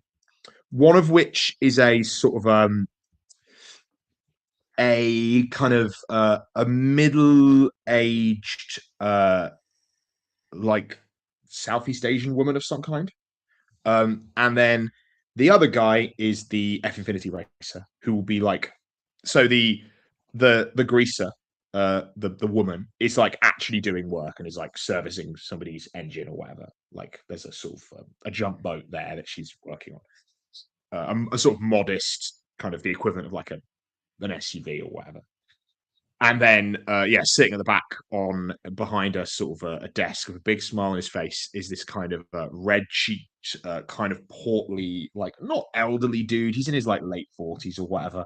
But yeah, and he's Greg Portok, who will be the F Infinity driver that would have been like kind of big deal 20 years ago. Like never won a championship, but would still be like a sort of household name if you were interested in the sport, right? And he sort of looks at the three of you and comes in and say, "Hey, folks, how you doing? What brings you to Team Auto Shop? Team Pro Auto Shop." He would say the actual name of the business rather than what he God, said. so bright. I mean, I wanted to meet Greg Potluck in person. You know why they used to call you that, right? It is. Well, it's good to see a fan. He says, while still clearly a little bit insulted that you've used his the name that maybe not his best fans used to call him. So says, yeah, well, were you fan of the formula then? You know, a racing buff? Oh, 100%. Now listen, I know some people called you that funning you, but I want to make it very clear. The fact that it was a 50-50 chance if you were going to win the whole thing or go up in a ball of flames was what made me like you best.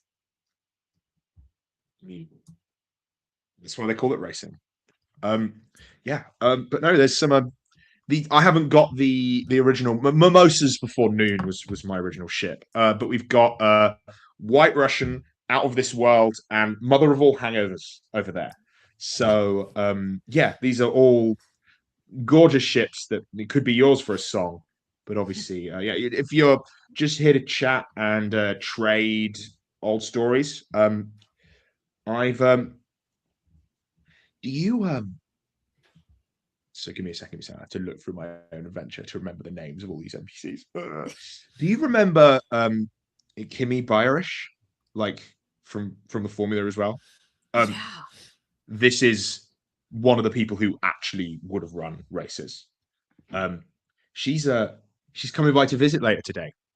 She's driving a ship round, expecting we'll maybe see us sometime this evening, hopefully. But there'll be more races around if you're a fan. And Kimmy was always a little bit better than me, so but that's fine. It happens. You win some, you lose some, don't you?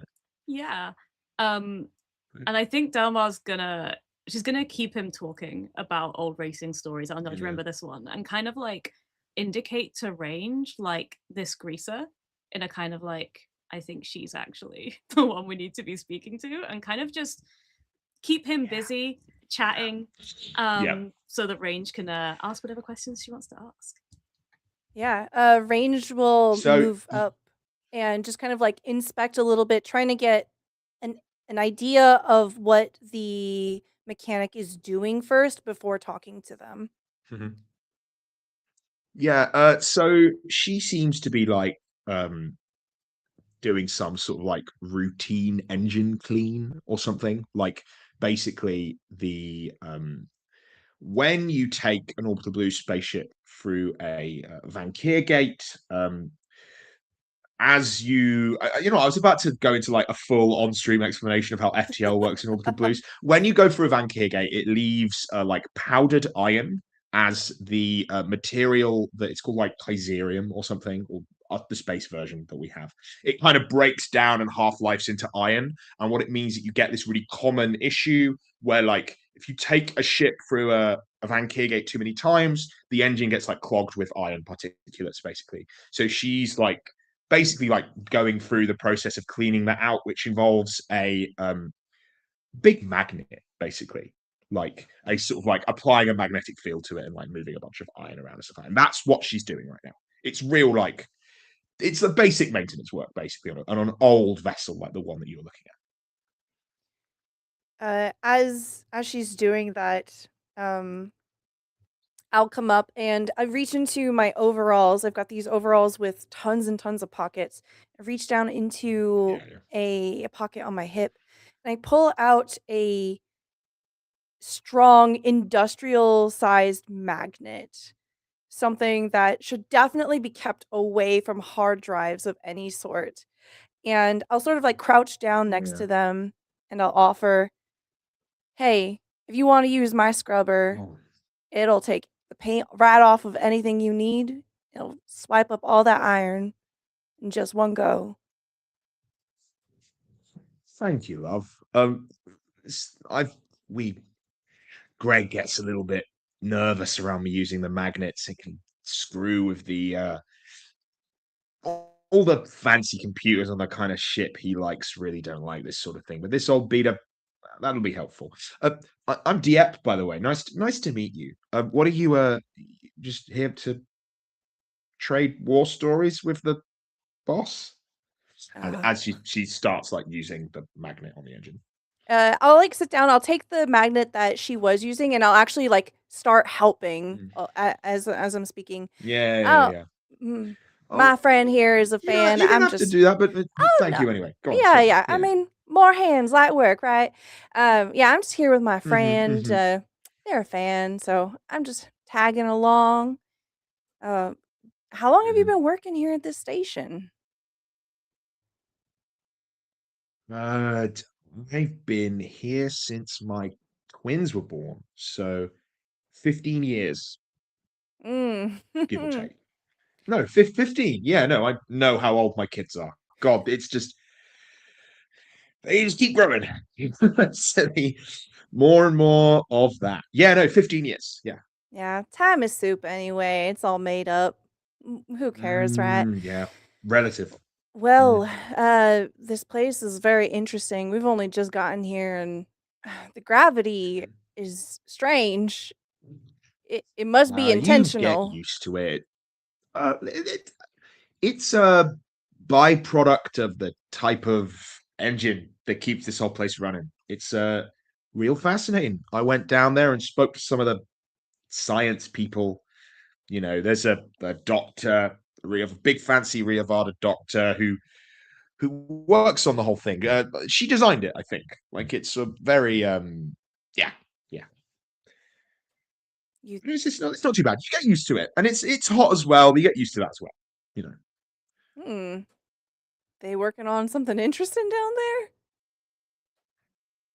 Oh, it's I think I don't think they're working on anything. I think it just works. Like, you know, the thing they've got going. Do you know much about the Affinity engine? I know as much about engines as the next greaser. Well, it's not our kind of engine. It's their kind of engine. So, you're a so you're a grease monkey. I don't need to. But basically, so the the way it works is like so Wolf Riot stars, like the kind of like late stage ones, pre supernova, scoop a little out of that out using sort of I don't know how they actually do it. Then you squish it down, you shock it, you compress it, and you know the gravitic plating that we use for all of our ships to make sure they work, even though we're in zero gravity. It turns out if you like take that and you put the current through it the other way, it kind of does the opposite and makes a sort of suppression field thing, and then use that, invert it to shield the rest of the station from the black hole, and then just leave it there, and it's stable. It makes enough radiation and heat because you know basically there's a beating star at the heart of the station, and you know, that gives us enough power to do what we need for a place like 20%, 20 times the size of the station. So it makes living here real cheap. We can get whatever we need. And, you know, it's very safe because the, you know how reliable that gravitic plating is. Like it runs, it's the last thing that breaks on a ship. You never have an issue with that. Al Ilani are like, it's ubiquitous, you know. And if there were any issues with it, then we'd have found out about it centuries ago. So Ages easy. ago. Yeah, of course. That makes perfect Yeah. sense to me. Does it make sense to me? Do I have any red flags listening to this? No. Like what she is talking about is it is roughly as scary as it sounds like. The center of this station has a very small black hole in it that they are like squishing with the backwards jury rigged version of the gravitic ship plating just to make sure it doesn't like crush everything on the They've station. turned it into and like it will a get whole swallowed into a sandwich singularity. around like the sandwich Yeah, part exactly. is a baby black hole. Yeah. The words it's a it's small the one. last Like, thing This is in the like, brain. to be metaphor clear, worthy like- of Riker right there. So good. Loved it. Yeah, for sure. Like, and what I would say is that it is certainly like absolutely weird and batshit, but the principles of how this woman says it works seem pretty sound. Like, and if it's been running for 15 years, then I don't know. But yeah, there's scientists down there and stuff. It's all very organized. Oh, this is by Ria Vada, is that right? Ria Vada, yeah, there's a doctor down there, Dr. Volt, I think it is. She's a wizard. She's real smart. It's a shame they've got her out here looking after it instead of building the rest of them all across the galaxy. But I think they're kind of, you know, just wanting to run it for a bit as like a test to make sure that there's no the kind of things you'd be worried about when you hear like black hole. Makes sense. You would want to do an experiment like that somewhere remote. So I suppose this is the best kind of place for it. This is a perfect place. Yeah. I mean, it must be safe. You've but been yeah, here no, 15 years and you've raised your kids here. So, all right, that makes yeah, sense to and me. they're doing well. A little I sometimes have a bit of a trouble. You know how it can be with kids. I sometimes have a bit of trouble keeping them on task. But they're good kids, and I like living here. Mr. Portok is pays me on time and doesn't really get in my way, so I'm happy. I'm happy. I'll start to just like do some small talk about the surface Yeah. and like the frozen goods that come up from the surface, and I imagine that they're like Yeah. frozen to like stabilize them. And like I'll ask Yeah. about Yeah. the traffic that comes here of like people picking up the goods and where they go. Just like the way that I'll ask them Yeah. is essentially just like a small montage of small talk and just trying to get an idea of how this station works in a bigger picture. So there is so there's 3 planets in the sector, one of which is the kind of like ranch planet that I mentioned earlier, where you guys would have been previously, where you captured Paulie.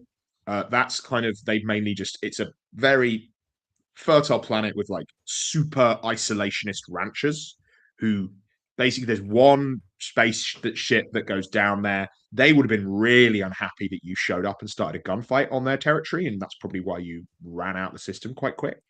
But then there's one planet that is run by Minsk Oil that is a sort of hydrocarbons planet that they get lots of. I think it's methane out of. And then there's this liquid nitrogen planet below.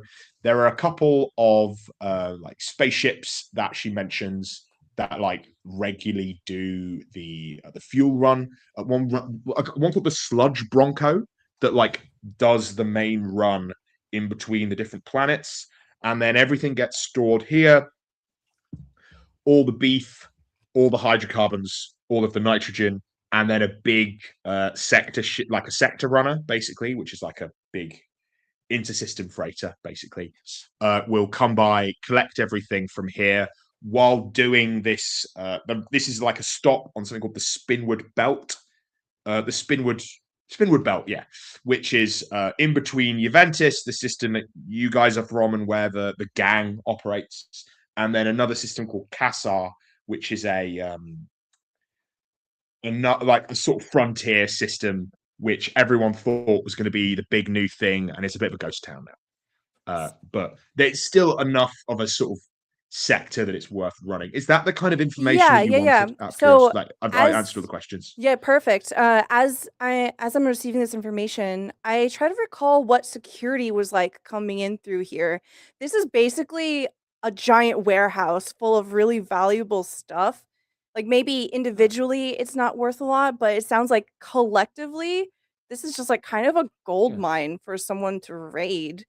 What is the security like from what we That experienced? seems pretty. That matches your understanding. And there is the sheriff, and he probably has somewhere between 6 and 8 deputies. Yeah. Okay.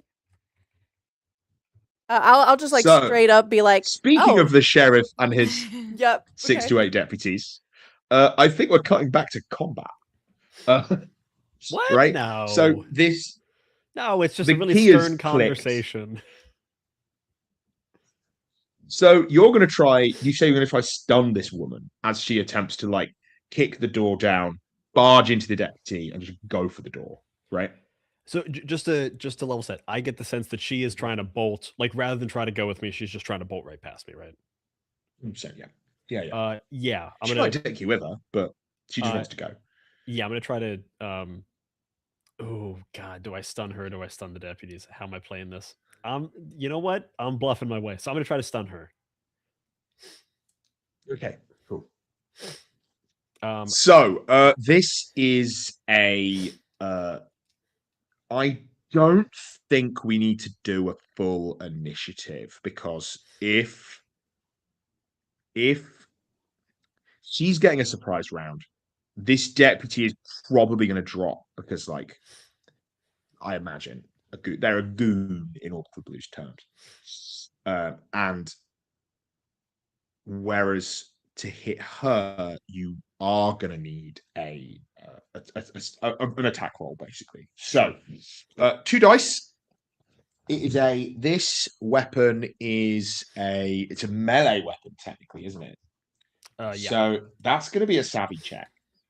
So I'm going to see a stabby check, and if you hit her, instead of rolling damage, because I don't think it's like going to kill her, she will probably end up doing a grit check to see if she can like not be tased or like move through Okay. the tase at that point. So rather than rolling like a standard 3 and the third is the damage, just roll 2. Roll 2, yeah, because I think that's going to be that's like the moment here, right? And if you hit her and she fails the check, she'll be incapacitated basically. Okay, cool. Because I think that like trying to process it as an attack at this point is going to start like interacting with her hit points, which I don't think being like tased is a hit point thing. Maybe. Sure. Am I getting too fancy? Just make it an attack roll, Brian. Let's do that. I'm overthinking. 2 dice, looking for 8. Third dice is damage. Yeah. 100%. Or sorry, what kind of check is this? If it's shooting someone, it's normally savvy, but I would hear a petition for something else if you weren't best at savvy. Hey, So you're I'll gonna take take savvy. savvy. That's a 3 and a 4 plus 2 is 9, and my other die is a 6. Okay, sure. So you so like I said, she moves like a blur. Like I said, a doe's eyes, but a killer's resolve. She barges the door open, slams the deputy like into the wall behind her, like no, Yeah. not crumples down, and then she like looks at you like in that moment where she's like, am I going with you or through you? And then you tase her. Yeah, Right. I think answered that that's- question. You answer that question. And yeah, so you hit her with a with that, pardon. I just need to find the stats for a mark and remember those for me how that works. I think 6 damage is going to do that's the most you could do with a single attack. So I think that is going to, but this is not a meat person. I think you hit her with the taser. Yeah. And she's going to like flinch. And when I say flinch, I mean like full body recoil flinch, and then just grit her teeth and start walking towards you. Right. This is not even I think a character. This character I think is gonna have more than 6 heart in one go. So I think Sure. you've slowed her down. The other character, and I will take that could be her turn, but like just moving towards you even through this. The important thing is that how a stun gun works is that it does not reload. So to do the Totally. final X quantity of damage, you're either going to need to shoot her with your pistol or engage her in some kind of melee combat. Just to check the battlefield, she got to one of the deputies first and dropped him, right? Yep. Yes, and that deputy is now crumpled against the far wall a couple meters away from you. Perfect. So what I want to do is I'm trying to play this up as much as I can for the sheriff. So he gives like a signal for that he thinks it's just giving me a thumbs up to the deputy. Looks like says open the cell. Deputy opens the cell. This woman charges out, drops one of his deputies. From his perspective, he is seeing a deputy making a mistake, getting dropped, and now I come in and tase this woman. I'm gonna like try to grab her. As I grab her, I'm just saying, "Go with it, go with it, go with it." And I start yelling to the sheriff, "Sheriff, we need some help over here. Your guy here, he needs some help. He needs some help." And I'm just gonna try to drag her out while basically looking at the sheriff, being like, "I got her. Don't worry. Tend to your guy. Tend to your guy." Okay. And I'm just going to try to basically back out of this place with this woman in the confusion. I'm just trying to create a window of confusion that lasts 15 seconds. You're trying to do a Columbus move for the 3rd time where you convince this guy that you've got her on foot. He needs to look after his person. Okay. I'm basically just saying, like, I'm trying to direct his attention to the thing that is most convenient to me for 10 to 15 seconds For sure, so I can 100%. get one step. So the first thing is that, is this mob hitman interested in playing along with your story? Is the first question, right? Because I feel like that Totally. is going to be much more difficult than convincing the sheriff, right? I feel like the sheriff will see this, and if she plays along, it's not going to work.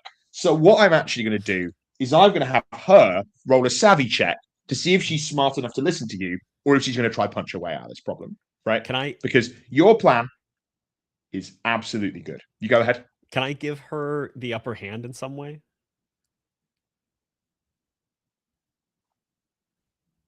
Can you do that? I'll let you have it. Yeah. That makes sense. You're like, yeah. go with the plan. Trust me, back me. Let's see it. That is a 4, a 2, 4 and 2 twos for me on the upper hand. So you've got the 4 and the 2. She does not have +2 savvy prime. Even with the upper hand, she is Could like, I could I- rate my chances. Go ahead. Could I know this isn't how the game works, but I would be willing to burn a heart to let her re-roll one of her dice if you'd accept that devil's bargain. Hey, I'll take that. I'll take that anytime. So 4, 2, 2. We're going to re-roll this 2. Even a 3 will get you through it. I'll take 50 That is 50. Fuck yeah. Heartburn. Heartburn. Burning a Awesome. heart, burning a So heart, burning a she's like, okay, that is. So she sort of like looks at you like, the fuck are you talking about? And then you're like, trust me. Yeah. And then she sort of bends over.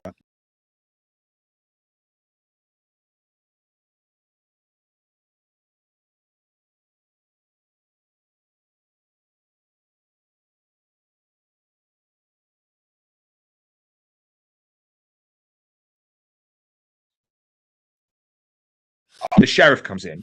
He I'm just like you. yeah. Yeah. 6, 2, 2, 8 plus 2 is total of 10.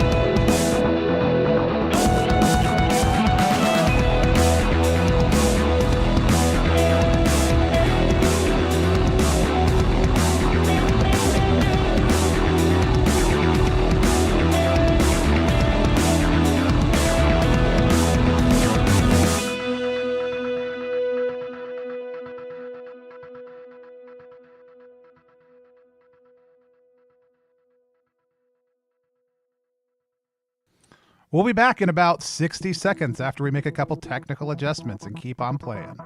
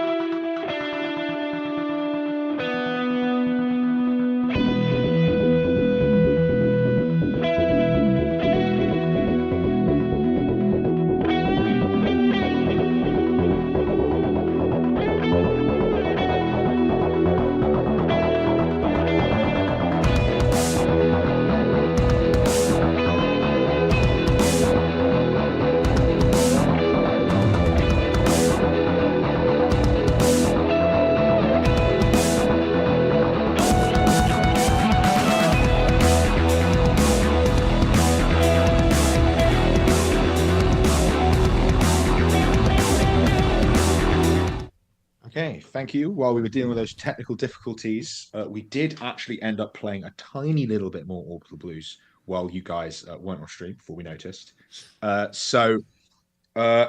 Columbus, Brian's character, has just managed to break out of jail a mob hitman.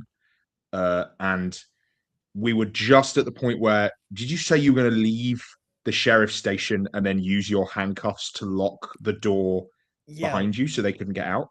Basically, like, I'm hoping this whole gambit was basically to buy myself about 15 seconds of confusion. And in that 15 seconds, all I was trying to do was get the sheriff and the deputies into one space where I knew there was a door between me and them so that I could close it and use my handcuffs that I had just taken off of, what was the other guy? Paulie, to lock the handle of the door to some other kind of bar and then just walk us out of there as calmly as calm can be. And hopefully not draw any more attention for at least another minute while they sort out their stuff. Just enough time for us to get as far away as possible. And hopefully back to the rest of the group. So, yeah, you're in the promenade. You have, you just get the last word from Terrazina we hear before we cut is, if you shoot me with that taser again, I'm going to fucking rip your throat out. I've just kind of got my arm over her shoulder, like trying to just look like buddy a bit. Just like, hey, listen, if you didn't want me to go all in, you shouldn't have said yes, okay? And I just like pull the taser out and put it back in my pocket, like getting it ready to recharge. Now, I made good on my end. You're gonna make good on your end, okay?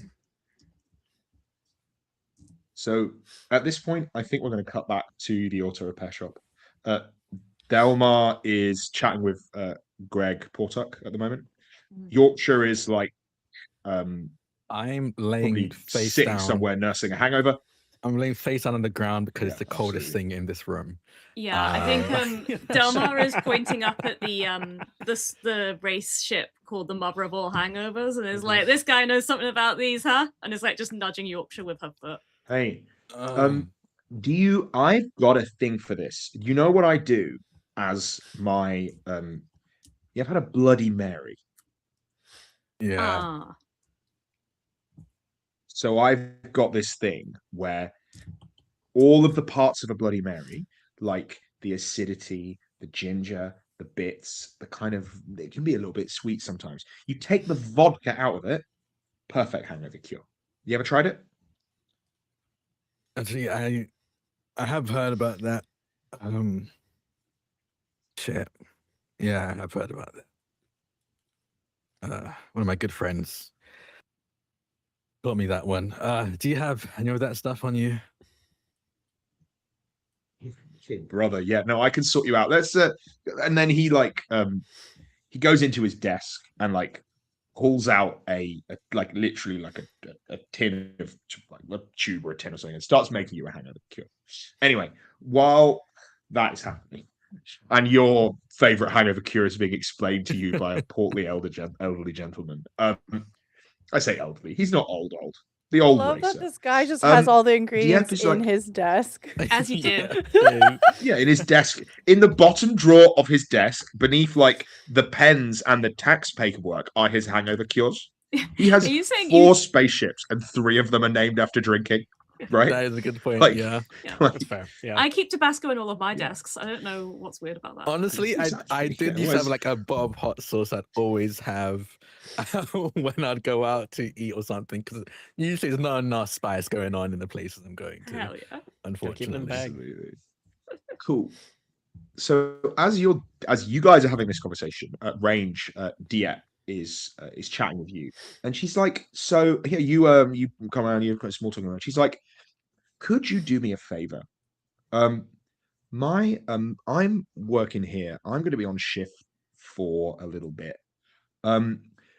My kids, I saw them going by their outfitters earlier, and I do my best. They're good kids, but I'm worried that they might have like done something while there, or like the android that runs it, the really nice IV-24, I think. Uh, uh, I just want to make sure and check that the kids are okay, and that because I had some sort of commotion there down the street, but obviously I'm at work. I can't really deal with it right now, and I don't want to ask Greg to use my breakup for it. Should you just go check on everything and make sure it's okay? Yeah, sure. Of course. That ain't a problem. Like right now? Immediately, but as soon as you could, if it's no trouble, it's no trouble. Yeah. You What's know. little Yeah, cool. babysitting between greasers? Yeah, sure. I just put the Yeah, magnet thank down you. and I stand up and I look over Yeah. towards Delmar and Yorkshire and I just kind of wait by the door until they're ready to go. Delmar will catch Range's eye and sort of scoop Yorkshire's arm over her shoulder and sort of hoik them up to their feet. It's fine. I can and- walk. It's fine. Okay, It's not, good not stuff. that Good bad. stuff. You know, I've kind of had enough. That Silverati is making me remember Yeah. the first Yeah. ship I ever. Yeah, you know, I don't really want to think about it. Yeah. The greaser here wants us to do a quick Blues. Blues, Everyone, check blues, your Yeah, blues. I Mark heard it up. Put it in the blues, sheet, yeah. because that sounds like blues chasing. Sorry, you were saying, Stella. Totally fine. They're asking us to check in on their kids over by the outfitters, which What? Oh, yeah. I'm not good with kids. Are we bounty hunters? What is happening today? No. So yeah. I mean, yeah. I don't give a fuck about the kids, but we should definitely check out the outfitters because it's strange, right? Like, I don't know. You are a dog with a bone today, aren't you? There's something not right about this. They were telling me about all the stuff they have here. This is a glorified warehouse of a station. This is just a prime target to get hit. So should we steal some shit or? Is that the goal? I mean, I'm not against that, but we should get more information first. Oh, I'm just Okay. sick of walking everywhere. Yeah, everything's heavy. Yeah. Here, let me help. And hot. I'll move over to Yorkshire's other side, and Thank you. Cool. it shouldn't be too far from here. So, yeah, you guys it's literally like 3 or 4 doors down. You have to go through like a sort of an access tunnel, but it's kind of like the first thing on the promenade from the other side. And then, yeah, you sort of go into this caldera like outlet, basically, which is Caldair is like a fancy spacesuit manufacturer. Not fancy, but like sort of a designer brand spacesuits, right? So it's a little bit weird, but there is what I've written here: stylish mannequins display an array of high-end spacesuit and orbital comfort wear that real outlaws absolutely cannot afford, right? So you head in the door, and an android, a sort of a robotic humanoid, stands up from behind the desk, smiles very broadly, in a way that is like with a human face, but like with what an android thinks that a human smile should look like, because they've seen it in a book that kind of plays into that uncanny valley experience. She goes, "Hello, welcome to Caldair. How can I help you? Can I interest you in some spacesuits?" Yeah, we got sent here to see about some wayward teens. You know anything about wayward teens? Oh. And again, a sort of like a chuckle that has been learnt by somebody who's watched a lot of YouTube videos about how to laugh. And it's like, who's making those videos?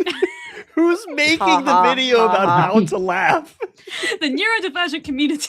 You know, I found the that niche. neurodivergent community. This poor autistic This is where we robot belong. is Yes. sorry, yeah. So specific. She's like, those was it Mrs. Dieppe with her twins came by earlier for a fitting. They were interested in using some of their pocket money to buy a pair of spacesuits. But something happened, there was a distraction, and they both left mid-fitting. So if you see either of them, do let me know. I've told the sheriff, but he has things on today, apparently. So yes, if you're looking for them, I guess I am too, except I'm at work for the next and then she like looks at the wall behind her. 12 and a half hours. I have two questions. But first question, is it weird that some teenagers want some suits? Or is that like a normalized you're thing? asking out of character or in out character? Out of character.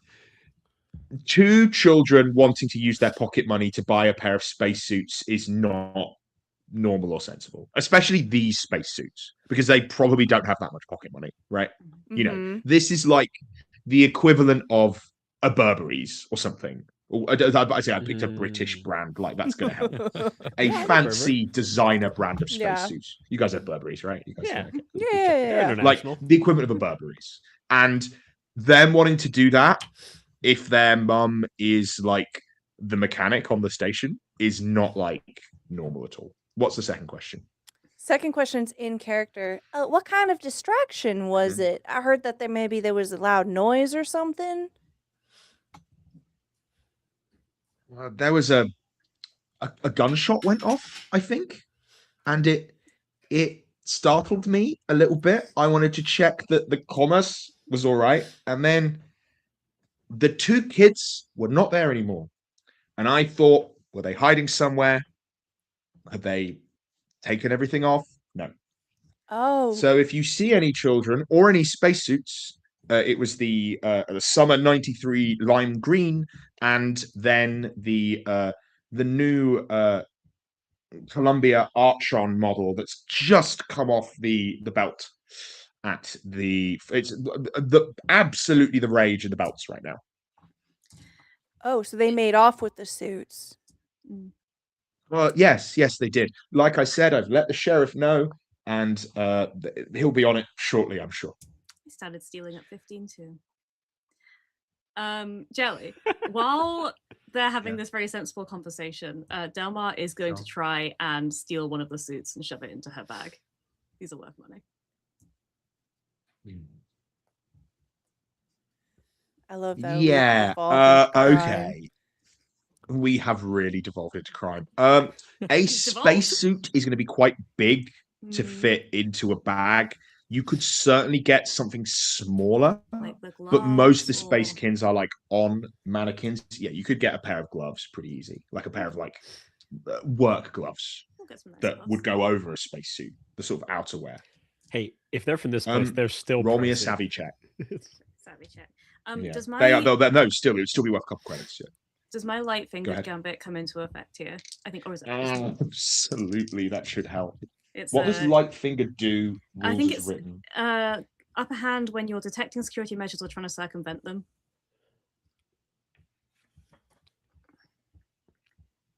Figure Yeah, I'm perfect. Go ahead. shoplifting. That's upper hand. Upper hand on the stat check. Oh, yeah. 5 and a 2, and you said savvy, right? Yep. Yeah, so I've got +2 to savvy, so that's 9. Yeah. And did you roll with the upper hand as well? I did, yeah. Or did you So- roll 3 and drop the lower? Yeah, Cool, so yeah, 5 I and got a 2. 1 as Okay. well, so I ignore that. So yeah, you make off with a pair of fancy smancy outerwear, pieces of outerwear, like the sort of gloves we were talking about. All right, that's cheered me up a bit. The robot, sorry, the Ivy doesn't notice you. She's busy chatting with Range about the kids. She's like, and I don't believe this is the first time they've done this. I'm aware that things from Hawk suppliers goes missing. Mrs. Hancock is very diligent to make sure that they don't get anything too valuable. And I heard recently that the gentleman who runs the 812, Mr. Coote, he can't find the keys to his delivery module. It's like a sort of vacuum sealed shipping container that would be how the supplies would be delivered. And he's like, and he can't find the keys for those at all. I keep telling the sheriff, but again, he's busy this week. So you see those children, let them know. I will would really appreciate the return of those. I'd be able to offer you a discount code for a future purchase on the house. Thank you. That is mighty Okay. kind. So as you are this conversation is winding up, I feel like Columbus is walking down the promenade with a gang enforcer under his arm. Towards the spaceship, right? Yeah, I'm just walking towards the spaceship, or if there's like a payphone, all I want to do is get this person in front of a mode of communication to use that she said she can call Ignacio. That's what I want to make happen. Yeah, cool. You can totally do that. There is a comms unit in the dock. 100%. Like a payphone, basically. Hell yeah. In fact, I might have written this down. There is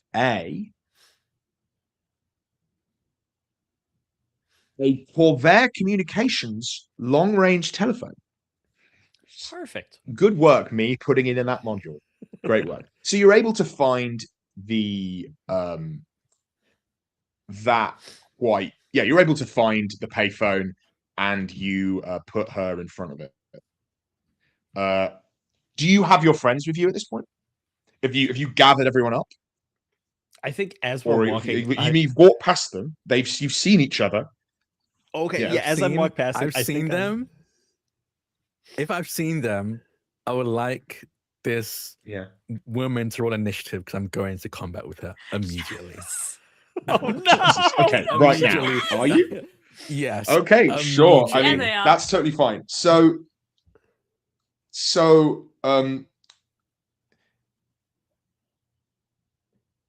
I feel like at this point we are coming up on our 2.5 hour mark. So I think starting a combat now would be a very good way to start the next session. So I think that, you see each other. You see this woman who you do not know by reputation as, who does not know you by reputation as that Ohio guy. You know this person as senior bottom rung gang trigger woman, Teresina Huat, who has probably shot people you liked and didn't like in front of you at various points as a sort of thing. And I imagine seeing them, that drives you to the absolute edge and you just go, right? I move faster. I move faster than any of you have ever seen me move. You see me in combat and I seem to almost sober up for a moment in combat, but even then, compared to how I'm moving now, is terrifying. I started off sitting on the ground, again, the coolest thing in this room, and suddenly I'm on my feet and charging towards this woman. Yorkshire, wait, Yorkshire, no, I need to And make a it's phone right call past. first. And cut.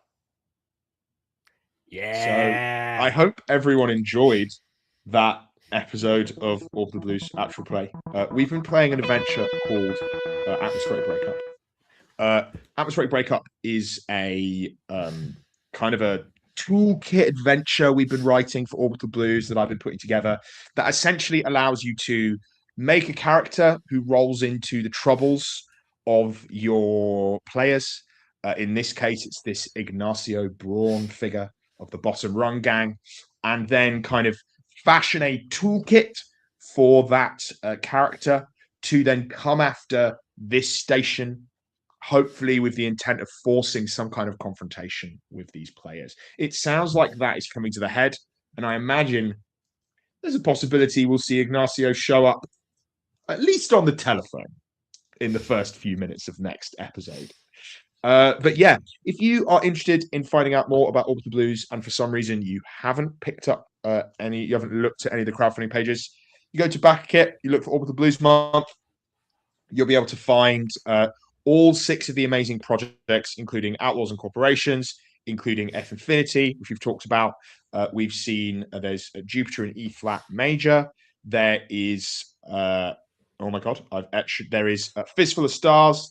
There is also Vaporwave Wanderlust, and there is Paramore. There are Easter eggs for all of those different adventures within the adventure we just played, and tons more stuff you'll be able to enjoy. This adventure is the I say top tier. It's not really that expensive to get if you want to get a PDF copy of all these different things that we're after, and it is the sort of like a zine for campaign ending heartbreak, which my lovely guest stars have done a great job of helping me run through today. So we'll be back at about this time tomorrow, 4 p.m. BST, 8 a.m. PST, and 11 a.m. EST. If I did that right in one go, my time zone brain is surely going to explode. Killed I feel it. like I'm no longer British at Nailed that it. point.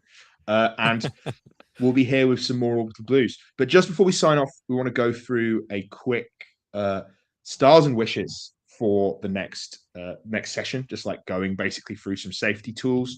You haven't done this before. Basically, each player, and I'm a player here as much as everyone else, is going to go through their the thing that they really liked from this session. That is the star. And then the thing that they're wishing for next session. That is the thing they're really excited to explore more of from these characters. So I get to go first. I'm a player and I'm already talking. I think my favorite thing from this session was just watching Brian be a maniac and just doing everything wrong and doing the perfect sad cowboy move of just like, my trouble tells me to be an idiotic asshole. I'm going to do it. My And heart then is going going to be from there. so low. If And we get then- into a final battle, I'm screwed. I'm so screwed. So yeah, you've already spent like half your hit points just like rolling dice for bluffs that might not actually get you anywhere in the end. So yeah, I we'll have to see. I have And to then- get whatever I want without combat. Otherwise, I'm dead. You're running Yeah, out of heart exactly. to re-roll And those then, dodging bullets. I know, right?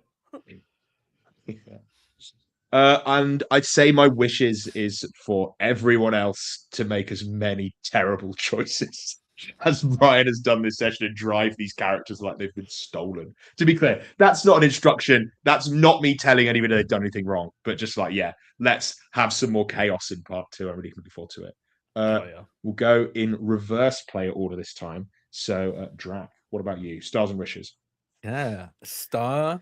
I'd say definitely goes to both Michelle and Stella. I want to give my star to you because I find my favorite moment was definitely when Dharma was like, Yeah. if I ever say anything like that, so please take me Yeah. out back. And the range being like, I actually feel it was really sweet. I was hoping we'd be like this.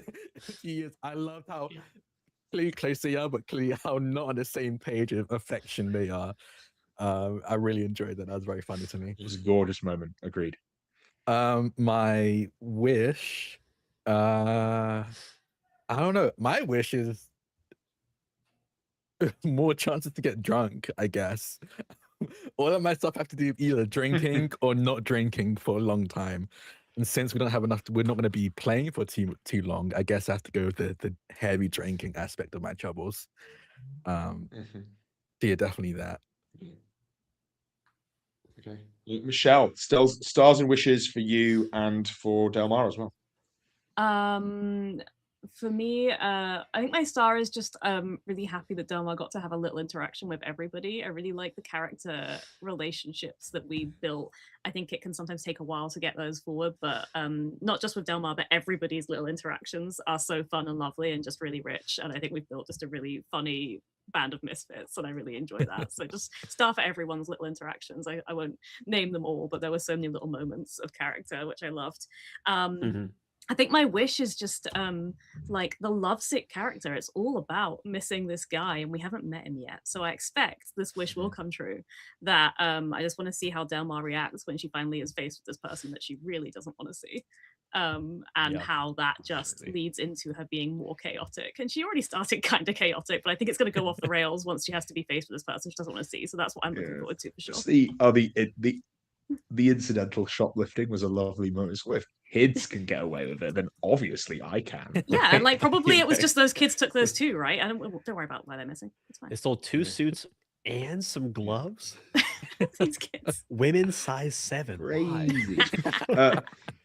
My wish is that another ancillary wish is that those gloves turn up as a plot relevant point later in the adventure. I will do my You do utmost. something that is only possible because of the gloves. Yeah. See that MacGyver, please give me some MacGyvers. Okay. Stella, what about you and Range? Yes, my star will go to Drac and Yorkshire. I absolutely love the commitment to the character.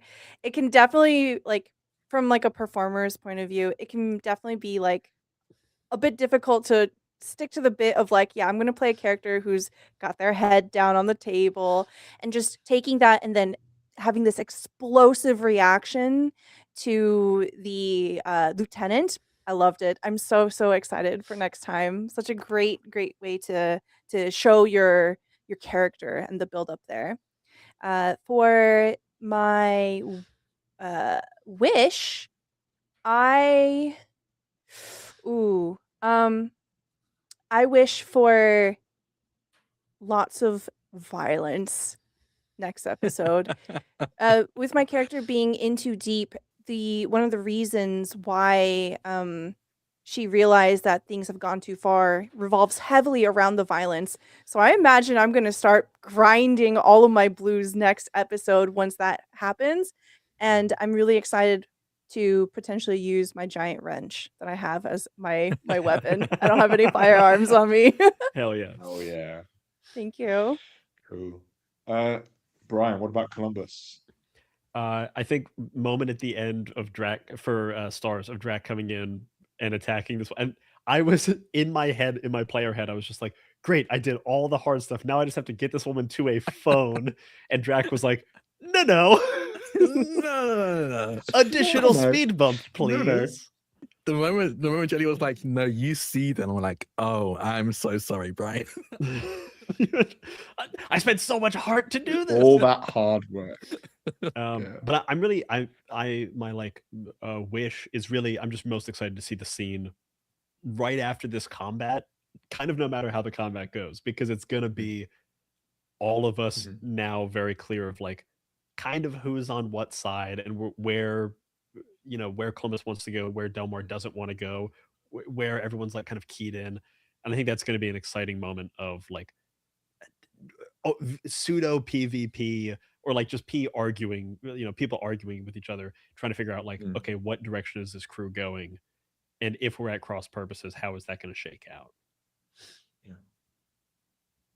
It is one of the things that I most regret about Orbital Blues is that there's very explicitly no player versus player combat in the rulebook. And that was a short sight from me. So if that happens, we'll make something up, obviously. Like, this is not a game that like is the kind of game where, like, if we don't have the rules for something, it can't happen, right? The rules are just a sort of narrative flow aid at this point. Like, they're not, they're just an engine for telling stories. So I'm really excited to like work out how that works if it comes to that. Like, I doubt it will in any way that feels super significant, but it's always fun to like understand that, because it implies, because of rules allied, that like, because the rules aren't there, you're meant to talk about it rather than punch each other in the face. But I think like an argument between characters is like, those have always been my favorite troubles brewing, right? When like characters are in a situation where like the most advantageous thing to do is to save your troubles brewing for a fight